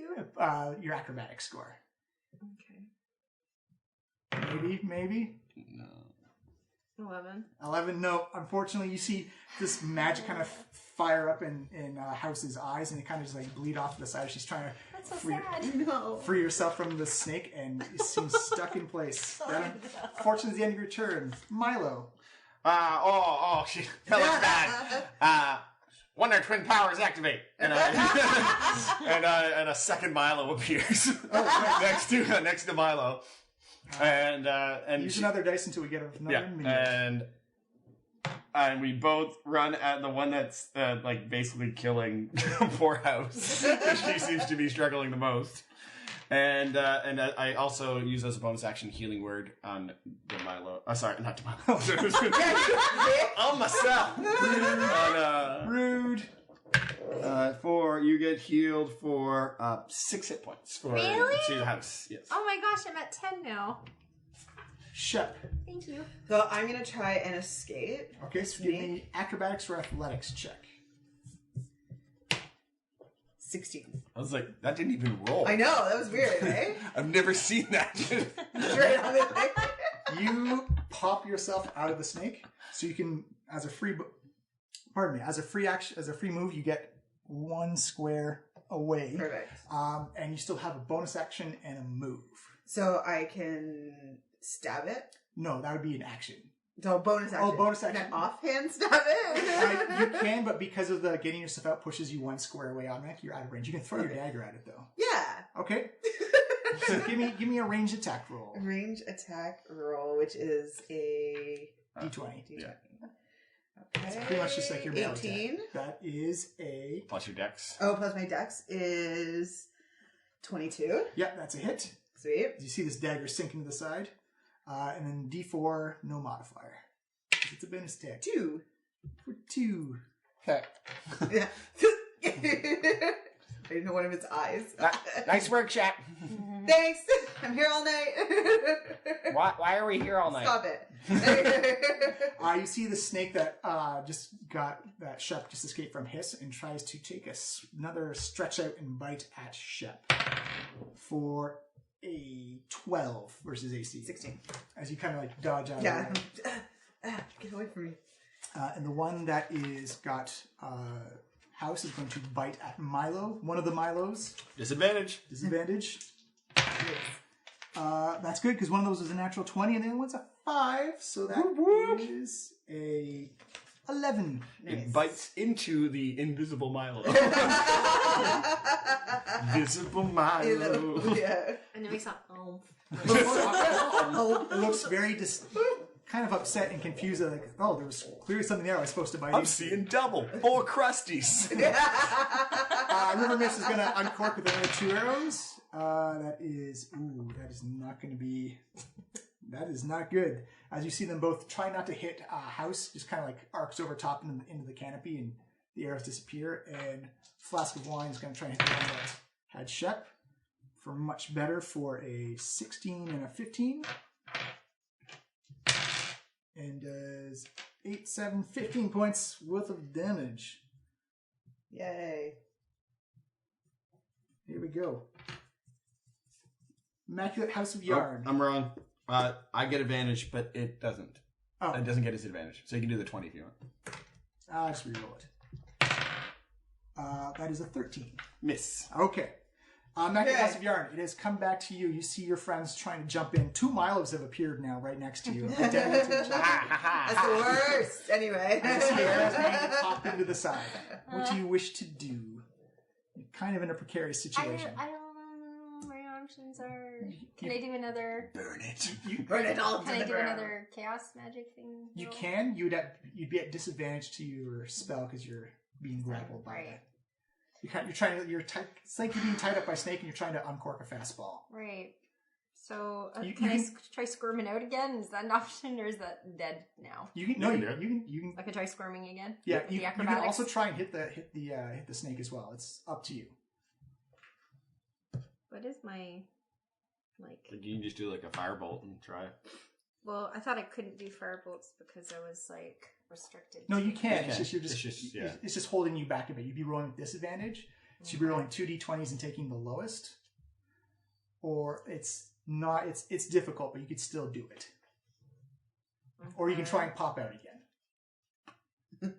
Okay. Boink. It's up to you. Let's do. Let's do a. Can I do like a firebolt? Yeah, you can do a firebolt. You can do a chaos bolt. You can do your witch bolt. You can do anything you want. I haven't done a witch bolt yet, but I'm trying. Yeah, Which bolt, son? That's not even close. Boo! Boo! Boo this man! That's actually pretty funny, just because it's such a reach to me. That makes it funnier. So you can fire it off. You just have to roll 2d20s and take the lowest of the two. Two at the same time? Yeah. Whoa. Okay. I don't. Okay. These are the d20s, right? Go Yes. distance. Yeah. Swing away. She's Sorry going for the for scientist. speed. And you see this magical begin to chant. You see this lightning energy channel up in House's hands. Oh, God. 15. Sorry? No. So the 5 is the one that matters, but you get to add your stuff. Oh, I You can. get to add 5, so 10.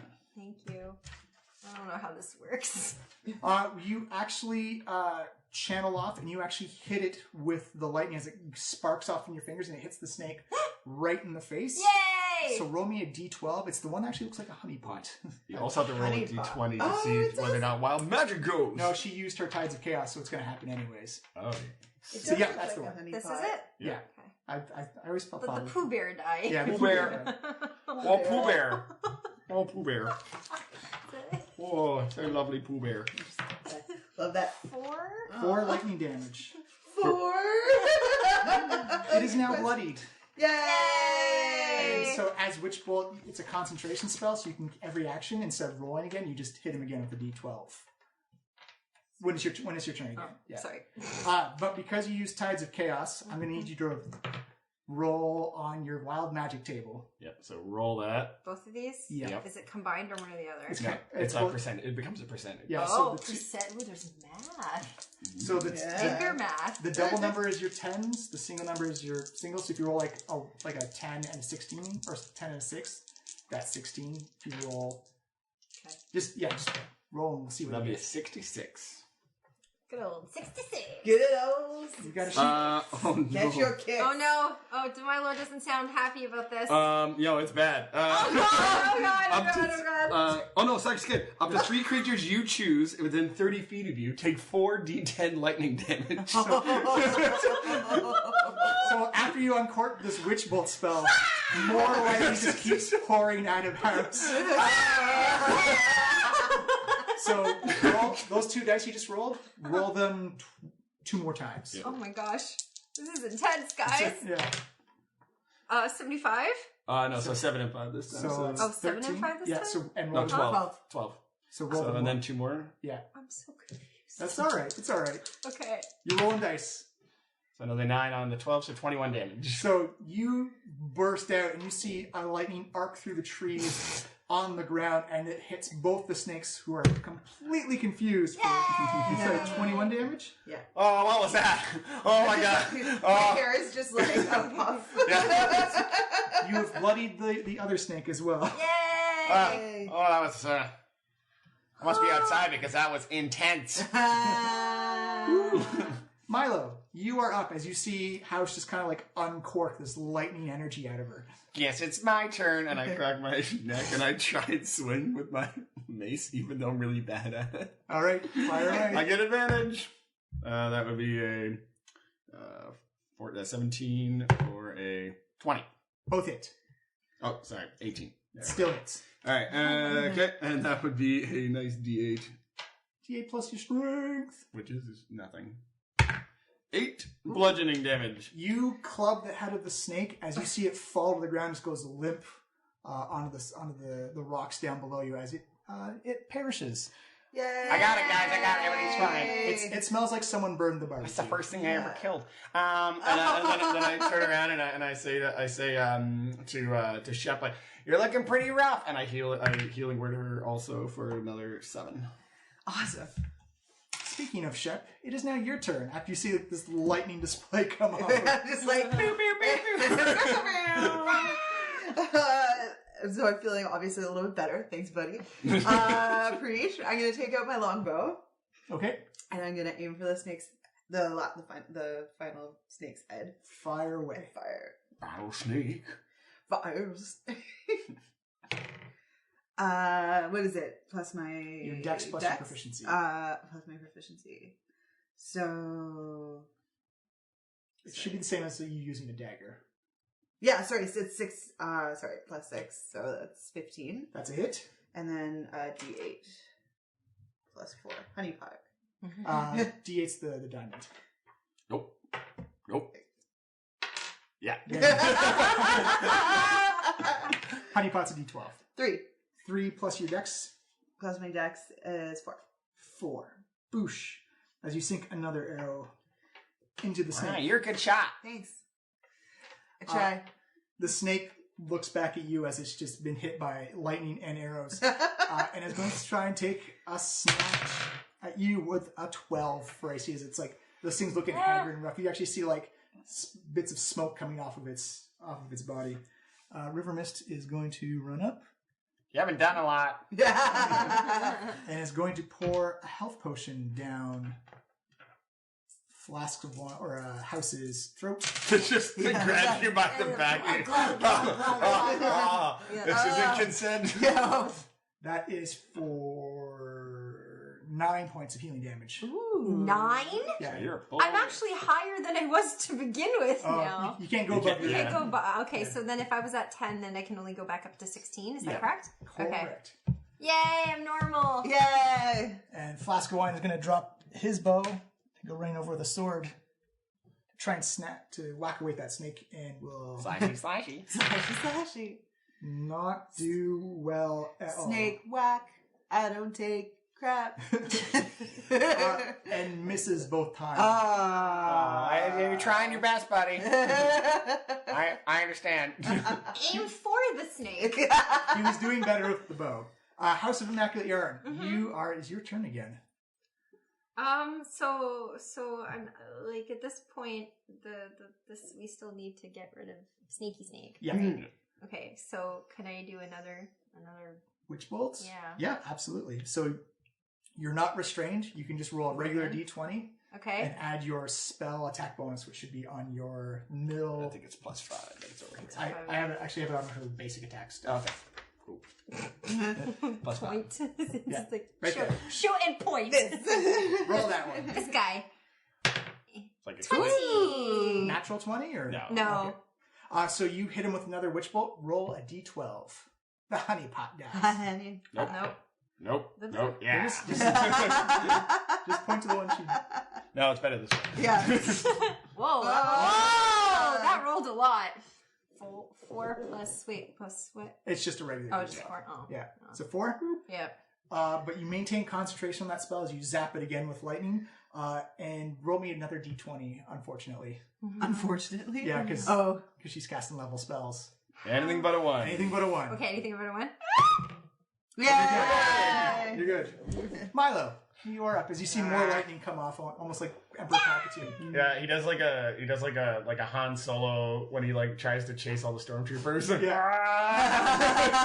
And runs at it with both Milos. With both Milos. All right, roll away. And we make eye contact with each other before we take a swing. I've never done this before.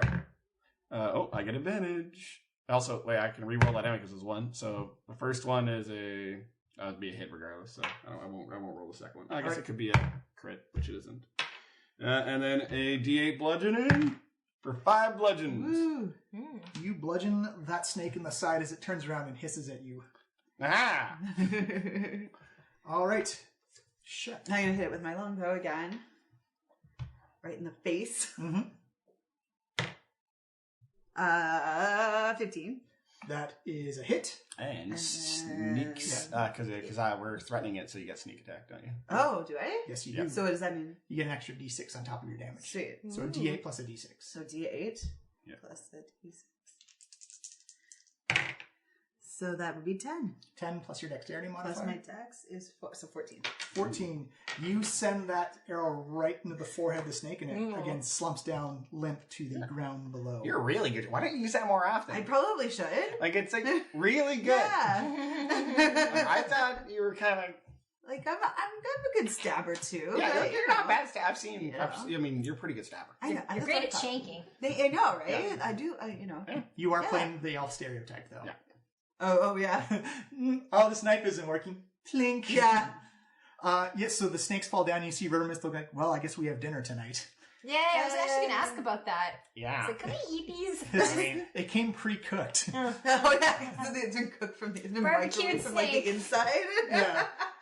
So just for reference, we had 2 Milos trying to beat on 2 giant anacondas, and then Milo, who is being crushed by one, fires off a little bit of lightning, and then it just uncorks all her lightning power. like eyes roll in the back of her head. Yeah. And then using her elven grace, her high elven grace, Shep just puts the finishing blow on the last snake as you guys have coalesced as a team and beat 2 giant constrictor snakes. Yay. I don't feel bad about killing these ones. Good. Especially You not since shouldn't. we They would have eat killed you for sure. No, they didn't go near me. No, but if they could have, they would have. No, I don't think so. I think we're cool. Oh, yeah? Yeah. Yeah. We had a bond. It's fine, yeah. Regardless, you get to eat them now. Yeah. So Yeah. it's a good thing. Yeah, so you guys portage the rest of the canoes and the supplies up to the top. My arms. Yeah. This is only day 1 in the jungle. Yeah. Oh, I'm already so Gonna have to- swole. I only brought 1 set of underwear. Oh. Ew. Oh. So did everybody. Did you bring soap? No. You do have prestidigitation, though. That can just clean anybody. Oh, there you go. That's Okay. nice. Yeah. With Just my be like- tongue. This doesn't feel like a spell. Yeah. This is how the magic works.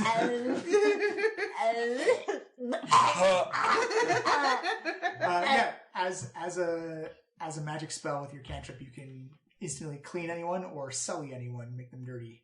Ooh, okay. Make Do I have to? Instant Do I have to die for that in the future? Nope, you just because it's Just a do it? cantrip, you just do it. Okay. Oh wait, because cantrips are like the freebies in Yeah. a way. See, I'm Um, just trying to remember the language. Just get Yeah, free yeah. dirty. Free dirty. You get a free dirty and a free clean. Alright. Do we feel like we're exceptionally dirty now, or should I wait? I'm kind of I'm into it fine. right now. Okay, no, I'm good. When your underwear gets real bad, you let me know. You let me know. Touche. Alright. I believe you can also light campfires with prestidigitation as well. I think you can, yeah. Yeah. Ooh. Except for unless it's like super cold. Yeah. Okay, so that's good to know as well. Yeah, so House just coming in and like, all right, campfire right there. And just throw on slabs of snake for the That was night. a lot of magic. What? Like, I've never seen that much magic. Really? Yeah, that was a crazy amount of lightning. It was a lot of lightning. All of my foot hair was like standing up on it. Oh, did you see my hair? Yeah. Do You had still this like like, that? you had this like, I'm like patting my head. you had this like Bob Ross thing. Yeah. Do you know that was a perm? Oh, was it? Yes. Wow. It's real. Was it real hair? I can only hope. It's just happy little lightning bolts. Happy little lightning bolt. Happy little lightning bolts. Okay. Yeah, so you guys bunker down for the night. You notice that Their River belly's Mist- full of snake. Billy, For a snake. Lightning snake. Lightning. it's a bit gamey, but it's pretty good. It's not the worst thing you've eaten. It's better than eating dry rations for the day. Mm-hmm. You notice that River Mist and Flask of Wine put up kind of like these little like sound wires that are attached to little bells that if anything comes in the perimeter, it'll ring. Okay. And they've like pretty much standard anti-undead coming in. The trees, I'd say we sleep in them for the night, but the snakes in the area, maybe we want to not give them. Should we take shifts staying up, like each one of us? She says, yeah, we absolutely can, yeah. Okay. I'll go first. No. What? Maybe we should though, because you're not. Are you tired right now? No, I'm good. I'm Okay. good. I'm pretty. All right, I'm pretty limber. all right. I'm pretty ready to go. All right. I mean, he didn't almost have the life squeezed out of him the way we did. That's true. Yeah, it's true. I've had very little life squeeze out. Okay. All right. Okay. Just emotionally. Just make sure you wake us up if you're gonna fall asleep. That's fair. All right, so through the night, you see the stars come up. The sounds of the jungle just kind of erupt as it was kind of quiet before, and then just it seems like all the nocturnal animals and insects and bugs are just kind of creaking out and hooting and hollering as you hear. Sounds like monkeys or dinosaurs. Even now and then, you kind of hear like this, like Monkeys or dinosaurs. Or dinosaurs. one of the two.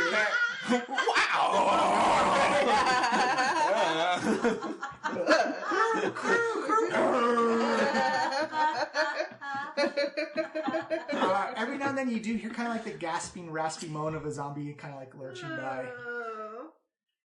It is not exactly the best place, but as the fire slowly dies down, you can see the moon and the stars just kind of have a mirror reflection in the waterfall as it goes over the side. And Milo, give me a perception check. You got dark vision, right? Actually, good question. I don't know if I do. I don't think I do. No, halflings do not. I do. No. If that You are matters. asleep, I unfortunately. know. I'm just saying. So I'll give you a perception check. Do you want a disadvantage? Yes, please. Okay, so the first one is a 16, but the second one is only a 7. Oh no. Oh no! Oh no, that was Milo's job. No, that's Milo's perception. Milo's just whistling.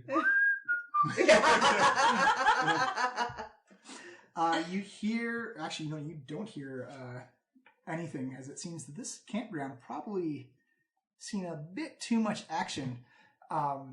So we'll get you guys all gathered up around the top there. He'll be all on I knew we shouldn't have let him go first. He'll be all on the first day. In Adventureland. Because they're big. Oh no! Is it birthday More cake? stuffs. It's not birthday cake. Okay. You see these two big necks come arching out of the water very quietly, and then he begins to go sniffing around as it looks like they're coming down and getting the scent of that barbecued constrictor snake that was on the fire. As you see them kind of nudging around, and you notice that one comes up and notices that there's a little halfling next to it. There's a little halfling next to what? Next to the barbecue. What do these look like? They're actually plesiosaurus. They're like the big archy at the long neck dinosaurs. Like Are those Vegisauruses? They're not Vegisauruses. Oh. They got Those a. are the long necks are always... No, they're no. This is also a place where dragons They're and nesties. oozes exist as sentient creatures. Oh, I thought you just said like plesiosaurs in general. I thought they were... I'm pretty sure they They also fish. they had teeth. Oh. Yeah, they have No, to- I know they have teeth. I was just saying. Sharpy, pointy teeth. Okay. Important question. Would in the time that's passed, would I have had what would be considered a short rest? You could have. I didn't hear anyone ask for a short rest though. No, it's for channel divinity. So if has 20 minutes passed? Yeah, more than Okay, 20 minutes has okay, passed. Yeah. Yes. All right. While we're sitting there. Okay. All right. Unfortunately, this plesiosaurus is going to sniff around, and it looks like it's going for the boa constrictor or the constrictor snake, and realizes, oh, there's something a bit more plump and sumptuous right next to it. What do you mean plump? What do you mean, sumptuous? Well, I'm pretty sumptuous. As you see it, you feel something bite into your leg for 22 Oh my- versus AC. God. I'm pretty sure. Jesus. Ow! Ow! You actually would have been fine until the snake got cooked. For 8 points of piercing damage. Chunk. Oh no. Yeah. I'm sorry, but we're going to need to roll initiative again. Man. Was it 20? Yeah, D20, correct. Is D20 plus your Your initiative score. your So it should be near the top, in between your AC. Oh, sorry. Yeah. Where's 21. where's my initiative? Oh, there, the 14. Perfect. So, This was not the time for me to roll low on initiative. what'd you get on your initiative, Maya? 10. Shep got 14. I got 21. I got 14. And River Mist and Flask of Wine. Ooh, they are not doing well. They're going after all you guys. All right, Shep, you hear Milo yell out, "Yipe!" As you see his big, long arched neck come down and kind of bit him on the leg and has him by the leg. As you wake up and see another long neck kind of like staring you right in the face. I'm gonna be like, I don't know, but somehow this is probably your fault. It probably is. And I'm gonna kind of try and dodge the one that's nearest to me and try and help Milo. Is that okay? Yep. Okay. So I'm gonna use my longbow again. Okay. And Which one bit me? The Etten one did. this one? So I'm over here, so that works? Yeah. Okay. So you notice that these things definitely have a long reach. Okay. So Yeah, so you stand up and you fire off. So that's 17. 17 hits. And then 6. 6 damages. And what type of armor do you wear? It's just leather. Regular leather. Okay. I can't remember. Can you sleep in leather? Oh yeah, easily. you can technically sleep in all of it. Just how uncomfortable you're going to be afterwards. Immaculate House of Yarn. You wake up and hear a bowstring go off, and you see this giant dinosaur leaning down and chomping on the leg of Milo. Oh, no. And you hear Shep saying, "This is somehow your fault." My leg was the only normal part. Now you've got weird fingers and a weird leg. Yes. Your janky leg. Janky leg. What do you wish to do? This is a spell of some kind. Don't know which one. Janky leg. The janky, like, that's a dance. Do the janky leg. Do this. Is it janky? I think it's stanky leg. Stanky leg. Stanky. Yeah. Is that it? Wow. Yeah. I sounded very white. Ah, yes, the stanky. Oh, yes. leg. The leg of stank.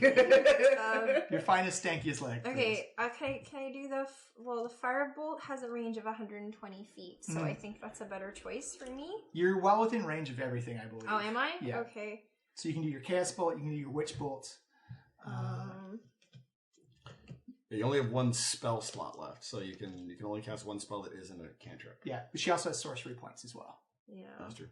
But do you have enough to recover a spell slot? Yeah. They start you off with one. Okay. So I can do a firebolt. Yeah, you can do a firebolt. Okay. So roll up a d20 with your spell attack roll, which I believe is your +5. It's the middle box right in the middle of your sheet. Middle. Who goes in here? Too many numbers. I'll learn where these things are. I know where. I'm sorry. That's all right. Good job. I always say learn by playing, so. Yeah, it's literally the only way, really. Unfortunately, Yeah. everyone else has to hear me learn by playing. That's No, all it's right. good. Everyone learns at some point. Okay, so we got ourselves. Oh, that's not good. 9 In total? in total. Unfortunately, you see this bolt of flame go firing off in the sky. Just kind of grazes the side, but misses. Oh, I had one job. So did Milo, if it makes you feel any better. Milo. Come on, chef. You are currently prone and have a plesiosaurus biting your leg. I'm gonna try and Sacred Flame it in the face. Dexterity save? Dexterity save, DC 13. That is a 6. So Milo channels the fake religion that he believes in, and with a green flame, Green flame! bursts him for 2 damage. Nice. 2 radiant. 2 radiant damage. Kaboosh! See, kind of seared just a little bit. Yeah. Just a little bit. River Mist and Flask of Wine both wake up. River Mist is going to pull out her short bow and attack. That is 2 16s, so that is both hits. That is a 6 and a 5 for 11. So they go plinking away. Plink, plink, plink. Plink, plink, on the tables of... And Flask of Wine is going to run towards the angel one with his short sword. Ooh, that's not good. That is a miss and a hit. Yeah, correct. For 7 points of damage. On Flask of Wine? Yes. Okay. That leads us to the plesiosaurs. Please. Can you, please stop attacking us. They will not. The other one's going to attack Milo once more because it got the scent for it. Ooh, for 20. Yeah, no, that'll hit. You're gonna need. Why are you asking? Yeah. That is for 7 piercing damage. Milo's unconscious. Oh no! Crunch. Wow. Aw. The other one's going to hit Flask of Wine for also 7. No. Shep, it is your go. Okay, I'm gonna go at my longbow, the one that knocked out Milo again. Okay. Milo is also unconscious on the ground. Is there anything I can do about that? You can stabilize him. If you have a healing potion, you can pour it down his Do I throat. have a healing? No, we don't. I don't think so. We don't. We didn't have enough money to buy healing potions. Oh, Can we throw water on? Slap him in the face. Is there a little water bit. on the knee? I hope it's purified water. Oh yeah. Oh no. What'd you get? Got a 10. 10. Unfortunately, the Oh my arrow gosh. just plinks off the side.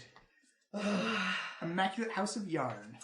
Okay, so I have one Spell slot. left, right? Yeah. I haven't done a chaos bolt yet. All right, fire So away. I'm gonna do a chaos bolt because my cantrip's a firebolt and I can do those whenever. So. Yeah. Chaos bolt. So Nothing to lose. Roll a d20. And the spell attack, right? Yeah. Which is in the middle Yeah. of You're doing it. So 17? Is that right? That is a hit. Yeah, alright. Yay! Is that right? Yeah. So you need 2d8 for that right? this one. Yes. Roll that twice. You should have your damage chart. 4. So 4. 4. So, you got a double. So I believe 4 is poison, but because Chaos Bolt, when you roll a double, you can immediately do another attack roll against something else. Oh, thank God. Just kill it. Yeah. Okay. So, Again? yep. Oh, that's lucky. Yeah. So you're going to attack the other one now. Oh no. So it's this plus my spell yeah, attack, yeah. so 6? Yeah, you missed. Yeah. In total? Yeah.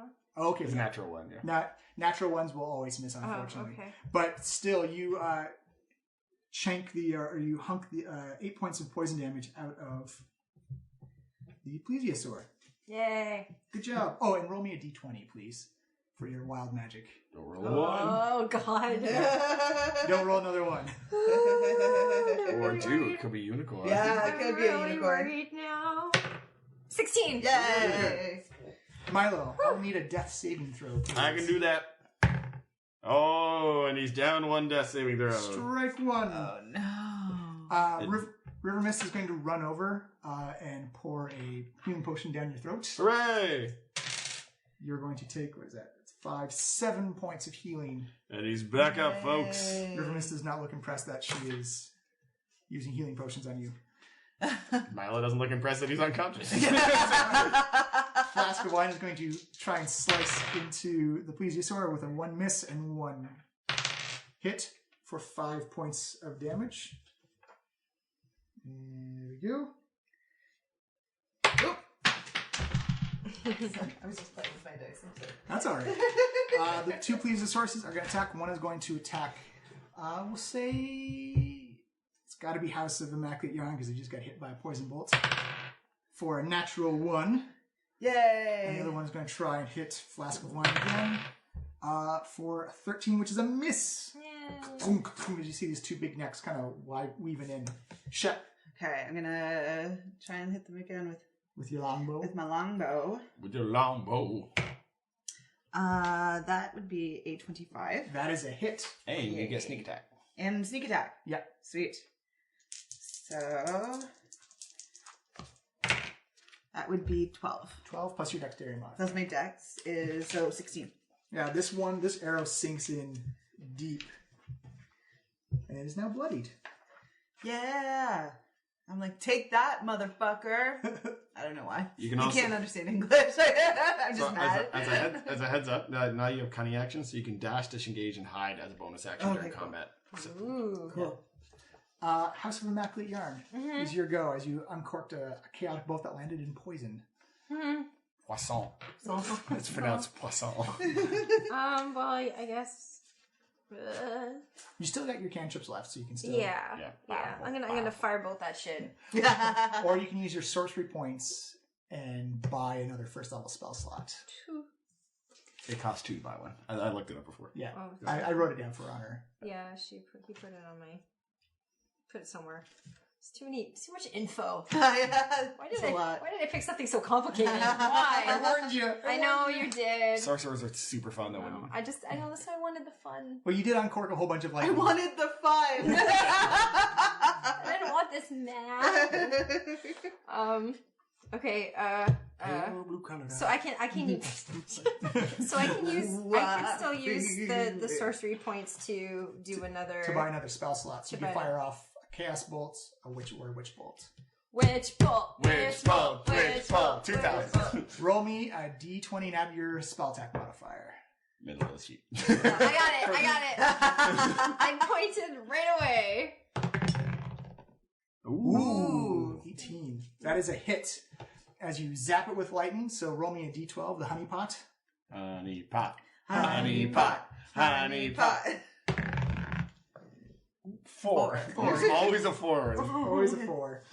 But now you can keep using your action just to keep doing d12s to it, as you just keep... Pew, pew, pew, pew. I'll also roll that. Oh, yeah. Just Wild you magic. cast another spell, so. So not a 1. Not Not a 1. Anything but a 1. Nothing but a 1. God. This thing... Oh! Close. The anxiety-filled life of a wild magic sorcerer. It's kind of fun though. Milo, it's your turn. As you see more lightning come shooting out from House of Immaculate Yarn. What's my movement speed? So I could pop up.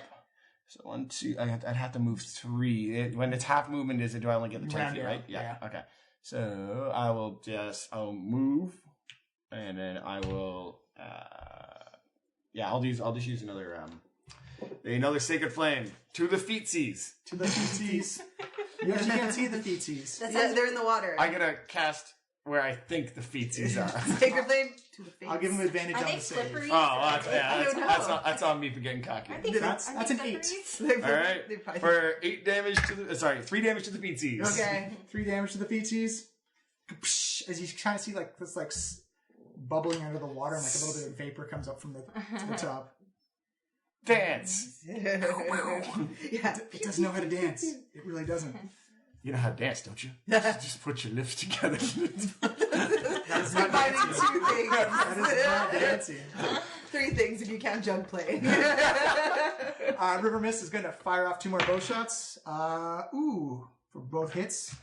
So see, 2. They're not as good as your longbow shots. The arrows are smaller.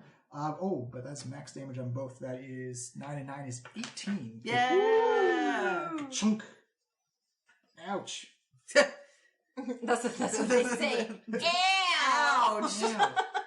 Fuck. Chirpy crickets. Yeah, I think they generally say fuck. It's like Dinosaur. Flask of Wine, unfortunately, is going to try and still melee up that thing for a natural 1 and 12. Unfortunately, just banging off the side of the armor on this thing. Bing, bing, bing. Okay. The Plesiosaurus is going to... Flask of Wine is going to miss. And we'll say House, because it just got hit by lightning again. For an 8 versus your AC. Good. clink. As you see, you dodge out of the way, it goes down on the ground. Okay. Shit. Is Milo close enough to me that I get advantage for my It would have to be adjacent to... like on this? Oh, okay, totally. You get advantage on you get on this guy. Yeah. You get sneak attack. Okay. So I'm gonna longbow it. Yeah, fire away. Oh, 10. Plus your dexterity, plus your attack bonus. Yes. Oh, that is unfortunately a miss. Yeah. Damn it. Bonus action remove. So can I? Bonus action to hide, so you can get advantage on the next Yeah. shot. Yeah, You- sure. You can go like behind the rock. Yeah. So I'm gonna move behind this rock here. Okay. Yeah. That will provoke an attack. Oh, actually, so you can only do the bonus action to disengage then. Oh, So okay. you can use your bonus action to move away from it. Okay. And then, Sure. Yeah, perfect. Here. Okay. All right, House of Immaculate Yarn. You are concentrating on your Witch Bolt spell. You can use your action to zap it with lightning again. Zap. Yes, please. So you just roll a d12 and the damage happens. And the damage happens. The Oh, honey pot. 12. Mop. Mop. Ma. Mop. Ooh, 5. not a 4. Getting higher this time. Higher and higher. You shoot more lightning out of your hand right into the face of the plesiosaur as it kind of roars up and rears back as you see smoke coming off the side of it. Do I have to roll this again? Nope. For the not one? You already cast the spell once. Oh, okay. Okay, it's only one time deal. Yeah. Got it. Yo, witch bolt. You see, like the lightning bolts are like shooting. You see, like these weird shadows and pop up on the forest and on your face. It's almost like a light show coming off at this point. Milo, bubbling the feet of a hand solos again, and does a running. Actually, no, he can't. I can move into this square though. Yeah. And I will try. Can I touch it from here? Yes. I will. I'm going to kind of like pool necrotic energy around my hand, and I'm gonna try and just like backhand it. Front hand, backhand. Front hand, bitch slap it. Yeah. That would be a like a 20. That's a hit. Okay, so 46 necrotic. I'm gonna steal your dice. Okay. Is this harm touch or Harm touch? Yeah. Not harm touch. I think it's D10s, isn't it? 3 D10s. Oh no, you're right. Whoops. More damage. Thank you, Talus the White playing. 13 plus another 7, so 20 necrotic damage. Ouch! Yay. Fuck. Just a big flat backhand to this thing, and even though it's like giant, so it's just like a little like flesh slap. It's like Yeah. And the dinosaur says, And even though it's like a really serious situation, I kind of start giggling a little bit because it's really funny to look at. You see it react. You just kind of like this black necrotic energy. You just go up where the veins of where its blood are, and you just hear it bellow out in pain once more again. River Mist gonna try and plink away some arrows at that one that just roared for 2 hits.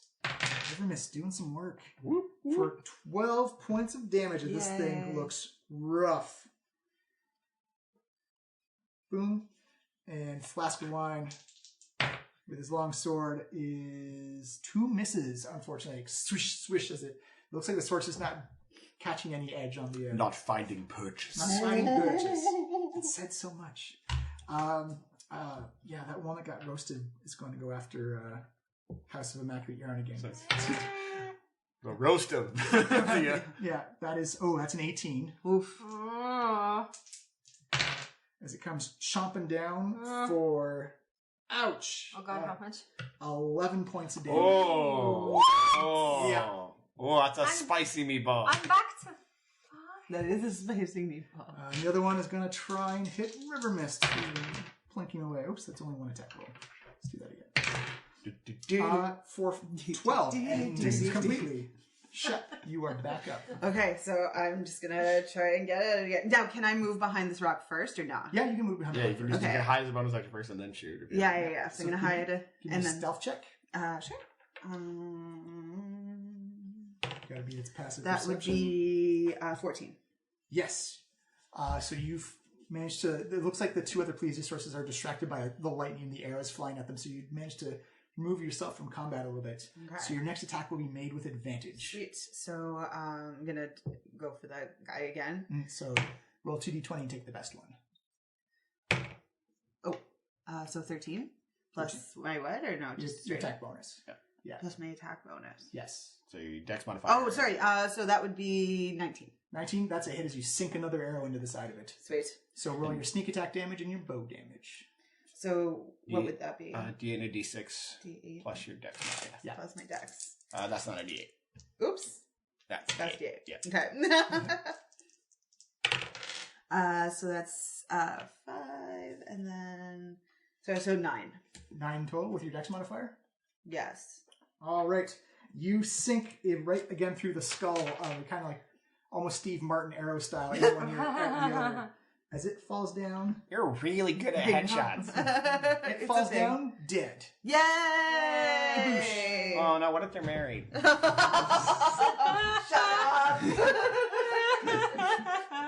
House, Yes. you are up and you still have concentration on your Yeah. lightning bolt spell. Again. Oh wait, she has to roll for concentration because she got hit. Oh, right, that's correct. Oh, yes, I'm So at 5 roll now. that first. So roll a Constitution saving throw. So it was 11, so the DC would be 10. With the Constitution? Yeah, so roll and then add 5. Yeah, so you need a 10 or higher as the total. Okay. Natural 20. Boom. Natural 20s. And, Yeah, so when you get bit, so whenever a caster takes damage, you have to like concentrate on it, like, and you're concentrating on spell, you have to like kind of keep that concentration. So that save there shows that as you got bit, like you're just channeling through the pain. Good. You worked it through, you powered through. So yeah, roll a d12, and Thank you. that's just the damage it's going to take. Oh, no plus this time. You Yeah. just have to roll that. Oh, That's no? the damage. It's just taking damage. straight just up damage. regular? Okay. Yeah. 12. Ooh. Higher and higher. You actually fry the head of the other plesiosaurus as it comes slumping down to... We're really big on Go on. headshots, guys. It's effective. I can't really reach heads most of the No. time. You see River Mist and Flask of Wine is kind of like panting and breathing like,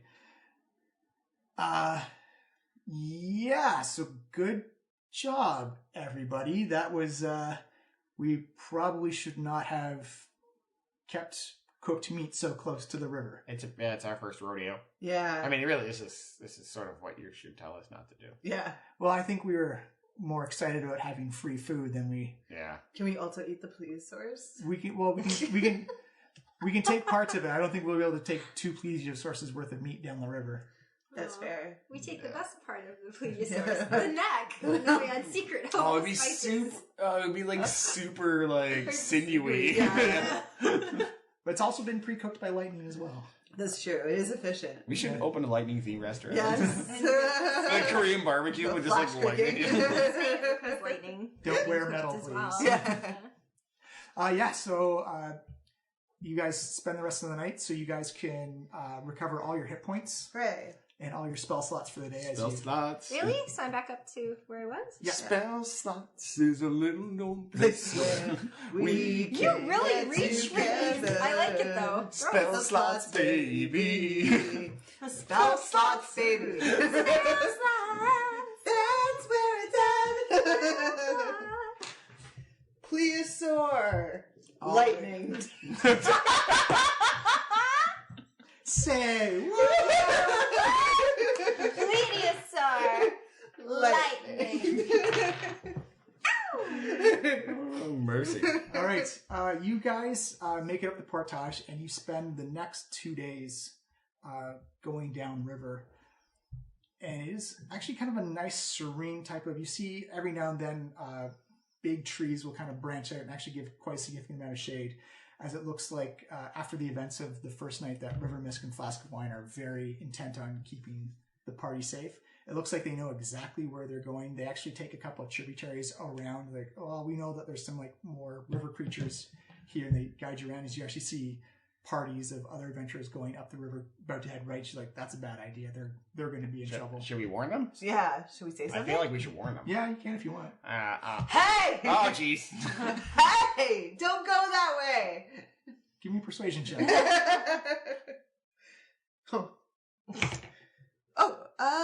19. 19? Yay. You see them paddling by, or kind of stop paddling, looking like, oh, well, if they're doing it, maybe we should. You see them kind of pull off towards the side and like pull out their maps and begin to rethink their strategy of going upriver. So you see River Mist say, you didn't have to do that, but that was really nice of you. Yeah, We well, could have saved a life. Yeah, you don't How to save You notice that, again, they're pointing at various flowers and animals. You actually, everyone give me a perception check. So 20, right? Yeah. Okay. Natty 21. twins. 90 twins? 14. 21. Anyone of 20 or higher, you actually see they point out what's called an almirage, which essentially it's a little rabbit with a unicorn horn on the top of it. What do you guys see? Oh, What are you looking at? I don't see anything. What are you looking at? What are you looking at, guys?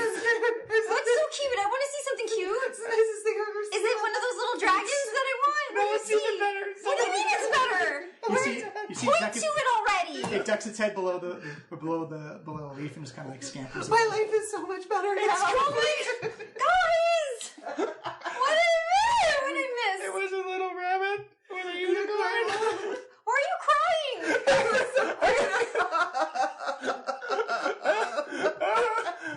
I want to hunt ship so bad, but I can't because we're in different boats. I feel I missed something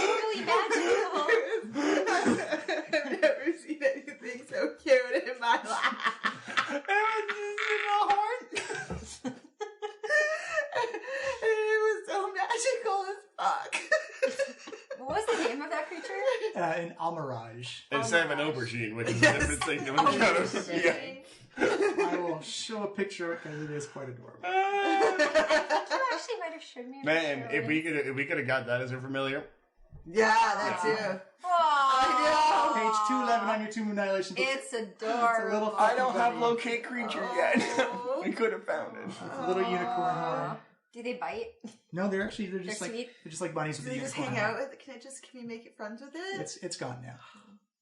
If I had locate creature, we could have found Oh. We'll buy one later. You could at Port Nyanzaru, that's for sure. All right. Next I time. still want my pseudo dragon. That's true. So you guys go sit. You actually seem to be making good time. River Mist and Flask and Wine are quite adept at their jobs. You spend the days collecting water, and you set up the little rain catchers in the canoe. So when the rain does pour over, you do actually manage to fill up on fresh water every day. You have I can ritually clean it anyway, so we Yeah. can drink whatever. and your plesiosaur and constrictor snake meat is lasting for days and days and days. And this is actually kind of a boon that we don't have to go actively hunting or dip into our own supplies. So It we takes DeMilo 3 days to get over the.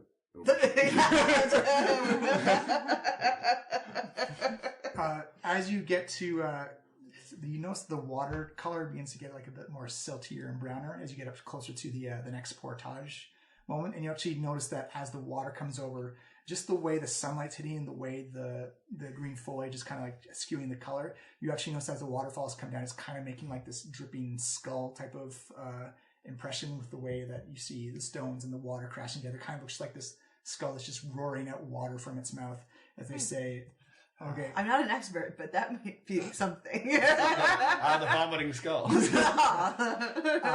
As you see them come, you see Flask of Wine say, this is where we do have to start being a lot more careful because the undead are going to be a lot more potent and plentiful in this area of the jungle. If anyone needs help being sneaky, I can do that. Okay. Say, well, that's why we stick to the river, because you can always outrun a zombie on the water.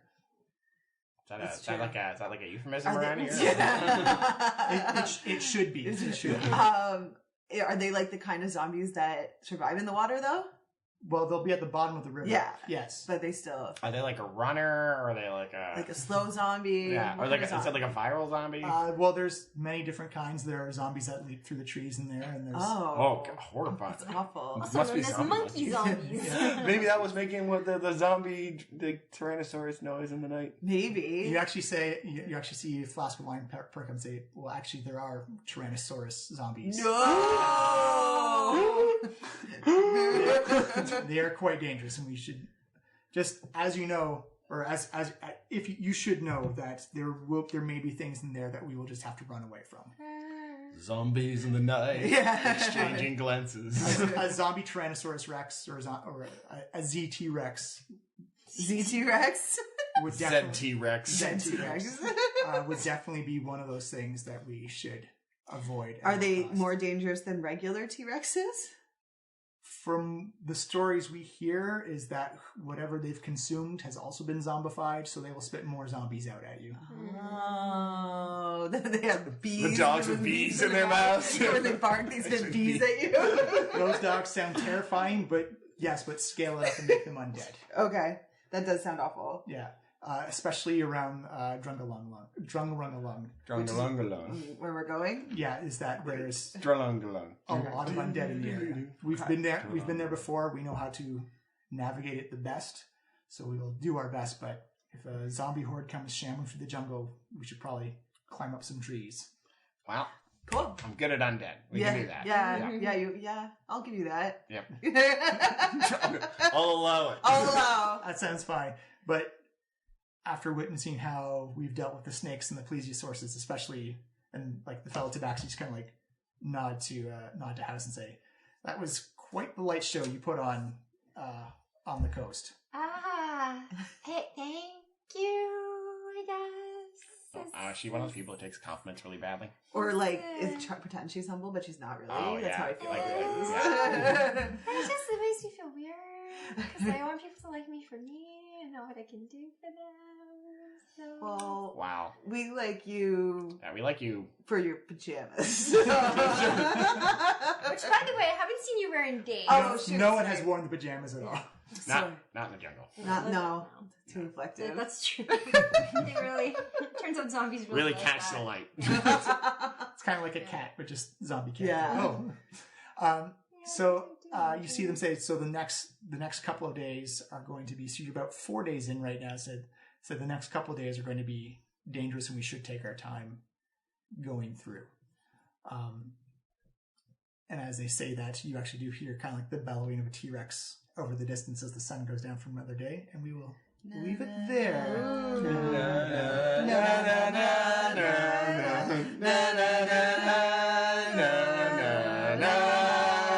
Do you have a T-Rex? We have a zombie T-Rex. Where's the goat? Where's the zombie goat? Zombie T-Rex doesn't want to be fed. Actually, it does want to be. It just wants to eat He constantly. just wants to eat. I think at some point, though, we're going to hatch a plan. Like, you know how in The Walking Dead, when they have to walk through the horde of zombies? Yeah. What we're going to have to do is wear our mirror pajamas so that they're reflected in our pajamas so that they think we're zombies. We make those zombies look at themselves. Yes. And they'll just think for other zombies. Exactly. And maybe we can like cover ourselves with zombie smell. Yeah, and we'll just like be they do in Walking Dead. But I will say congratulations on choosing Adept Guides. Yeah. before Oh, going thank into you. We really seem to. Yeah, I know they're when good. you They're were, killing it. when They're you were killing it. talking about it, I was like, wow, we got really lucky Yeah. there. That we chose good guys. And are there like some that are I'm just glad like we shit? all got Oh, yeah. lucky in this Yeah. city. Oh my god, we did get lucky. There are specific rules for getting lost in the jungle where, because I know where you are, like I can actually mark you where you guys are on the map right now. Yeah. If you get lost, then I take the map away. Oh my lord. That's okay. crazy. The secrets of a dungeon master. I don't even know what you do behind there. It's like, is it He's Like, let me see. Mostly like pantless. playing Game Boy. Yeah. just having a fap. he's doing some correspondence homework. Crushing a fan. Oh my gosh. Get my fanfic. Yeah, like all sorts of Just working on my, my like Supernatural / X-Files fanfic mashup. All right, but that is Scully and Dean banging. that is it for this week. We will see you next week. Oh, that we're recording that whole Yes, time? we're still recording. Still recording. I also thought the recording was over. Me too. Because I gotta do the official outro and say thanks for listening, everybody. Please subscribe and leave Look, reviews. there's zombie fam. Every zombie time I fam. do, it makes me laugh. But yeah, if you share it with your friends, leave a review and a rating. It'll help us out a lot. Again, you can check us out on www.flyingstudio.com or anything that plays a podcast. You can find us at the Diecast podcast for Dungeons and Dragons. That is where we are. We will be jumping back into the jungle, and we actually have Group B recording tomorrow to see how they're dealing with the after effects of Bi-Pusses and Wiggle Wiggle Wiggle. Bi-Puss and the Wiggles. Listen to Wiggles. And see which guides they choose. They still haven't picked one yet. They pick the same guides as us. That's cannot. the thing, right? They're- Yeah, that's our. These ones are ours. Yeah, Yeah. good. Yeah. All right, we'll see you next week. Thank you so much. Goodbye. Bye.